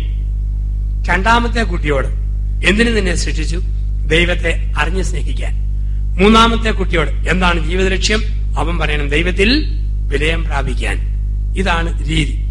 ഒരു ഇടവകയിൽ 30 കുഞ്ഞുങ്ങൾ ഫസ്റ്റ് കമ്മ്യൂണിയനുണ്ട്. മെഡിക്കൽ കന്യാസ്ത്രീ അമ്മ 27 വരെ ക്ലാസ്സിലിരുത്തി എല്ലാ കൂട്ടവും പഠിപ്പിച്ചു. 3 മെടുക്കന്മാരെ ഓരോ മുറിയിൽ ഒറ്റയ്ക്കിരുത്തി ഒരു ചോദ്യവും ഒരു ഉത്തരവും പഠിപ്പിച്ചു. പലതും പഠിച്ചാൽ മറന്നുപോയാലോ. ഒരു കുട്ടിയെ ഒറ്റ ചോദ്യം, ആര് ഇതിനെ സൃഷ്ടിച്ചു? ഏത് ഉറക്കപ്പിച്ചിലും പറയും ദൈവം. വേറെ ഒന്നും അവൻ അറിയത്തില്ല. രണ്ടാമത്തെ കുട്ടിയോട് എന്തിനു ഇതിനെ സൃഷ്ടിച്ചു? ഏത് നട്ടപ്പാതിരിക്കും പറയും ദൈവത്തെ അറിഞ്ഞ് സ്നേഹിക്കാൻ. മൂന്നാമത്തെ കുട്ടിയോട് എന്താണ് ജീവിത ലക്ഷ്യം? ദൈവത്തിൽ വിലയം പ്രാപിക്കുക. ഒന്നാമത്തെ ഉത്തരം രണ്ടാമത്തിനും മൂന്നാമത്തിനും അറിയത്തില്ല. രണ്ടാമത്തെ ഉത്തരം ഒന്നാമത്തിനും മൂന്നാമത്തിനും അറിയത്തില്ല. മൂന്നാമത്തെ ഉത്തരം ഒന്നാമത്തിനും രണ്ടാമത്തിനും അറിയത്തില്ല. കുഞ്ഞുങ്ങള് ബൊക്കയും തിരിയായിരുന്നു. ഇളം വെയില്. പിതാവ് വരാൻ താമസിച്ചു. ഒന്നാമത്തെ കൊച്ചു ബോധം കെട്ട് താഴെ വീണു. അവനെ താങ്ങിയെടുത്ത് പള്ളിമുറിയുടെ വരാന്തിൽ ചാരിവഞ്ചെ കൊണ്ടുവന്ന് കിടത്തി. പിതാവ് താമസിച്ചു വന്നു. രണ്ടാമത്തിന് ഒന്നാമതായി, മൂന്നാമത്തെ രണ്ടാമതായി, നാലാമത്തെ മൂന്നാമതായി. കാറേന്ന് വന്നിറങ്ങിയ പിതാവ് സമയം ലാഭിക്കാൻ വേണ്ടി ഇറങ്ങിയ പാടെ ഒന്നാമത്തെ കുട്ടിയോട് ചോദിച്ചു, ആരിതിനെ സൃഷ്ടിച്ചു? അവൻ വെപ്പപ്പാവാക്കാൻ തുടങ്ങി. ഒരു പിടിയുമില്ല. പഠിപ്പിച്ച കന്യാസ്ത്രീ അമ്മയ്ക്ക് ചമ്മല് പൊളവട ഉഴുന്നുവട ഉണ്ടാക്കുന്ന ഒരു കന്യാസ്ത്രീ കൈ ഉരുട്ടിട്ട് കാണിച്ചു, ദൈവം ദൈവം ദൈവം. ഇവന്റെ കണ്ണു തള്ളുക. പിതാവിന് തോന്നി എന്തോ കുഴപ്പമുണ്ട്. സീൻ രക്ഷിക്കാൻ വേണ്ടി പിതാവ് ചോദിച്ചു, എന്തിനാ മോനെ ചമ്മുന്നത്? ദൈവം അല്ലേടാ നിന്നെ സൃഷ്ടിച്ചത്? അവൻ അല്ല പിതാവേ, ദൈവം സൃഷ്ടിച്ച കൊച്ചു ബോധം കെട്ട് വരാൻ്റെ കിടപ്പുണ്ട്. ദൈവത്തെ അറിഞ്ഞു സ്നേഹിക്കുന്ന ആളാണ് ഈ നിൽക്കുന്നത് ഞാൻ. പലപ്പോഴും നമ്മൾ കാണാപ്പാഠം പഠിച്ച ഒരു പിടി ഫോർമില്ല, അതിനപ്പുറത്തേക്ക് ഒരു പടിക്കപ്പുറത്തേക്ക് നമ്മൾ വളർന്നിട്ടില്ല. വിശ്വാസത്തിൽ നമ്മൾ വരിക, വിശ്വാസ ജീവിതത്തിൽ നമ്മൾ ഉയരുക. ഈ മണിക്കൂറിന്റെ ചിന്തകളെ നമുക്ക് ഇങ്ങനെ അവസാനിപ്പിക്കാം. വിശ്വസിക്കുന്നവർക്ക് ദൈവം 5 അടയാളങ്ങൾ കൊടുത്തിട്ടുണ്ട്. വിശ്വസിക്കുന്നവർ ദൈവം കൊടുത്ത 5 അടയാളങ്ങൾ. മത്തായിയുടെ മർക്കോസിന്റെ സുവിശേഷം 16-ാം അധ്യായം 14 മുതലുള്ള വാക്യങ്ങൾ. മർക്കോസ് 16-14 മുതലുള്ള വാക്യങ്ങൾ. വിശ്വസിക്കുന്നവരോടുകൂടി ഈ അടയാളങ്ങൾ ഉണ്ടായിരിക്കും. 5 അടയാളങ്ങൾ. 1, അവർ എന്റെ നാമത്തിൽ പിശാചുകളെ ബഹിഷ്കരിക്കും. പലരുടെ ഓർമ്മ വിശ്വസിക്കുന്നവരെ തലേ കവിച്ച് പ്രാർത്ഥിച്ചാൽ നമ്മുടെ പിശാച് ഓടിപ്പോകുന്ന അല്ല. വിശ്വസിക്കുന്നവർ അവരുടെ ഉള്ളിലുള്ള പൈശാചിക സ്വഭാവങ്ങളെ ആദ്യം ഉപേക്ഷിക്കണം. വിശ്വസിക്കുന്നവർ പിശാചിനെ ബഹിഷ്കരിക്കും. പിശാചിന്റെ അരിശം, വെറുപ്പ്, കോപം, എടുത്തുചാട്ടം, മുൻകോപം, മദ്യപാനം, മയക്കുമരുന്ന്, സ്വയംഭോഗം, സ്വർഗഭോഗം, പുകവലി, അധമ സ്വഭാവങ്ങൾ. വിശ്വസിക്കുന്നവർ പിശാചിനെ ബഹിഷ്കരിക്കും. പിശാചിന്റെ പ്രവൃത്തികളും അതിന്റെ ഫലങ്ങളും സ്വന്തം ജീവിതത്തിൽ നിന്നും ഉപേക്ഷിക്കും. യൂദാസ് എല്ലാവരുടെയും തലയിൽ കൈവച്ച് പ്രാർത്ഥിച്ചു. പക്ഷെ ഉള്ളിലെ പിശാചിനെ ബഹിഷ്കരിച്ചില്ല. അവൻ ഒരു ചാൺ കയറിൽ ജീവിതം അവസാനിപ്പിക്കേണ്ടി വന്നു. പൈശാചികമായ എന്തെല്ലാം ഉണ്ടോ, ദൈവത്തിന് ചേരാത്ത സ്വഭാവങ്ങൾ മുഴുവൻ പിശാചിന്റേതാണ്. ദൈവത്തിന്റെ വിപരീത പ്രവൃത്തികൾ സാത്താന്റേതാണ്. വിശ്വസിക്കുന്നവർ പിശാചിനെയും അവന്റെ പ്രവൃത്തികളെയും ഉപേക്ഷിക്കും. 2, അവർ പുതിയ ഭാഷകൾ സംസാരിക്കും. വിശ്വസിക്കുന്നവർ പുതിയ ഭാഷകൾ സംസാരിക്കും. അതിന്റെ അർത്ഥം എന്താ? ഭാഷാപരത്തിൽ വർത്താനം പറയുന്നല്ല. നാളെ മുതൽ ഗ്രീക്ക് ഭാഷ വ്യാഖ്യാനിക്കുമെന്നല്ല. ഹീബ്രു ഭാഷ കാണാപ്പാഠം പഠിക്കുമെന്നല്ല. പുതിയ ഭാഷ. ഇന്നലെ വരെ കൊതിയുടെ ഭാഷ, ഇന്നു മുതൽ മിതത്വത്തിന്റെ ഭാഷ. ഇന്നലെ മുതൽ എഴുത്തിയാട്ടത്തിന്റെ ഭാഷ, ഇന്നു മുതൽ ആത്മസംയമനത്തിന്റെ ഭാഷ. ഇന്നലെ വരെ തെറിയുടെ ഭാഷ, ഇന്നു മുതൽ സ്നേഹത്തിന്റെ ഭാഷ. ഇന്നലെ വരെ കുത്തുവാക്കിന്റെ ഭാഷ, ഇന്നു മുതൽ സാന്ത്വനത്തിന്റെ ഭാഷ. ഒരു സ്ഥലത്ത് ഞാനിങ്ങനെ ധ്യാനിപ്പിച്ചപ്പോൾ പറഞ്ഞു, നല്ല ഭാര്യാഭർത്താക്കന്മാര് പേര് വിളിക്കുമ്പോൾ ശ്രദ്ധിക്കണം. പ്രത്യേകിച്ച് ആണുങ്ങൾ ഓർക്കണം, ഭാര്യയ്ക്ക് എത്ര വയസ്സായാലും അവളെ മോളെ മോളെ എന്ന് വിളിച്ചാൽ അത് പെണ്ണുങ്ങൾക്ക് പരമ സന്തോഷമാണ്. ഉദാഹരണം, ജെസ്സിയാണോ ജെസ്സി മോളെ, ടെസ്സിയാണോ ടെസ്സി മോളെ, ജാസ്മിനാണോ ജാസ്മിൻ മോളെ, ലൂസിയാണോ ലൂസി മോളെ, മോളിയാണോ മോളുടെ മോളെ. അങ്ങനെ വിളിച്ചാൽ അത് വലിയ സന്തോഷമാണ്. ഒരു സ്ത്രീ പറഞ്ഞ, അച്ഛാ എന്റെ ഭർത്താവ് ഒരു ധ്യാനവും കൂടണ്ട, കല്യാണം കഴിഞ്ഞ് 5-6 മാസം കഴിഞ്ഞ മുതലിന് മോളെ മോളെ എന്ന് നീട്ടി നീട്ടി വിളിക്കും. പക്ഷെ അച്ഛാ ആരംഭത്തില് വേറെ ഏതാണ്ട് പൂരിപ്പിച്ചിട്ട് അവസാനമാണ് മോളെ എന്നുള്ള വിളി വരിക. വിശ്വസിക്കുന്നവൻ പുതിയ ഭാഷകൾ സംസാരിക്കും, തെറിവിളി നിർത്തും, അസഭ്യം പറച്ചിൽ നിർത്തും, അശ്ലീലച്ചവയുടെ സംഭാഷണം നിർത്തും. അവർ പുതിയ ഭാഷകൾ സംസാരിക്കും. 3, സർപ്പങ്ങളെ കയ്യിലെടുക്കും. വിശ്വസിക്കുന്നു പറഞ്ഞ കിങ് കോബ്രായെ കഴുത്താൽ വളച്ചു വെച്ചു എന്നല്ല, പിന്നെയോ മൂർഖം പാമ്പിനെ പോലെ കൊത്തുന്ന കെട്ടിയവനെ പ്രാർത്ഥിച്ച് ഭാര്യ മയമുള്ള ഭർത്താവാകും. കാണ്ടാമൃഗത്തെ പോലെ വെട്ടാൻ വരുന്ന ഭാര്യയെ പ്രാർത്ഥിച്ച് നിറവിടിലേക്ക് കൊണ്ടുവരും. ഏത് വിഷം ചെയ്യുന്ന സ്വഭാവമുള്ള മക്കളെയും മരുമക്കളെയും നേരെ കൊണ്ടുവരും അപ്പനും അമ്മയും. സ്വന്തം പാർട്ട്ണറെ കൊണ്ടുവരും, മക്കളെ കൊണ്ടുവരും, കുടുംബാംഗങ്ങളെ കൊണ്ടുവരും. വിഷം തുപ്പുന്നതിനെയും സർപ്പങ്ങളെ കയ്യിലെടുക്കും. വിശ്വസിക്കുന്നവർ അവിടെ മേൽ നേട്ടം വരിക്കുന്നു. 4, മാരകമായത് എന്ത് കുടിച്ചാലും ബാധിക്കുകയില്ല. വിശ്വസിക്കുന്നതെന്ന് പറഞ്ഞ് വിഷക്കുപ്പി എടുത്ത് കുടിക്കണമെന്നല്ല അതിന്റെ അർത്ഥം. പിന്നെയോ എന്ത് കമന്റ് പറഞ്ഞാലും വിശ്വസിക്കുന്നവർ പിടിച്ചു നിൽക്കും. സഭയ്ക്ക് വേണ്ടി, സമൂഹത്തിന് വേണ്ടി, പ്രാർത്ഥനാ ഗ്രൂപ്പിന് വേണ്ടിയൊക്കെ ചില ആൾക്കാർ ഇറങ്ങിച്ചെല്ലുമ്പോൾ ഒരുപാട് പേര് കമന്റ് പറയും, പരിഹസിക്കും. കള്ളപ്പുണ്യവാളൻ, എന്തോ ലാഭമുണ്ട്, എന്തോ ലാഭം കൊയ്യാനാ. നന്മ ചെയ്യുന്ന എല്ലാവരെ കുറിച്ചും ആരെങ്കിലും എന്തെങ്കിലും കമന്റുകൾ പറയും. ആ കമന്റുകളൊന്നും ഒരിക്കലും ബാധിക്കരുത്. മാരകമായത് എന്തു കുടിച്ചാലും നിന്നെ ബാധിക്കുകയില്ല, എന്ത് വിമർശനം കേട്ടാലും തളരുകയില്ല. അങ്ങനെയുള്ളവർ പ്രാർത്ഥിക്കുമ്പോൾ അത്ഭുതം നടക്കും. അവർ രോഗികളുടെ മേൽ കരങ്ങൾ വെക്കും, അവർ സൗഖ്യം പ്രാപിക്കും. അവർ രോഗികളുടെ മേൽ കരങ്ങൾ വെക്കും, അവർ സൗഖ്യം പ്രാപിക്കും. അങ്ങനെയുള്ളവർ പ്രാർത്ഥിക്കുമ്പോൾ ആ പ്രാർത്ഥനയിൽ ദൈവത്തിന്റെ അത്ഭുതങ്ങളും അടയാളങ്ങളും അനുഭവങ്ങളായി ആ ജീവിതങ്ങളിൽ കടന്നു വരുന്നു. അപ്പം വിശ്വസിക്കുന്നവരുടെ അടയാളങ്ങൾ. കർത്താവായ യേശുക്രിസ്തുവിൽ നമുക്ക് വിശ്വസിക്കാം. അപ്പോസ്തല പ്രവൃത്തി 16:31. കർത്താവായ ക്രിസ്തുവിൽ വിശ്വസിക്കുക, നീയും നിന്റെ കുടുംബവും രക്ഷ പ്രാപിക്കും. ശിഷ്യന്മാരെ പോലെ പ്രാർത്ഥിക്കണം, കർത്താവായ യേശുവേ ഞങ്ങളുടെ വിശ്വാസം വർദ്ധിപ്പിക്കണമേ.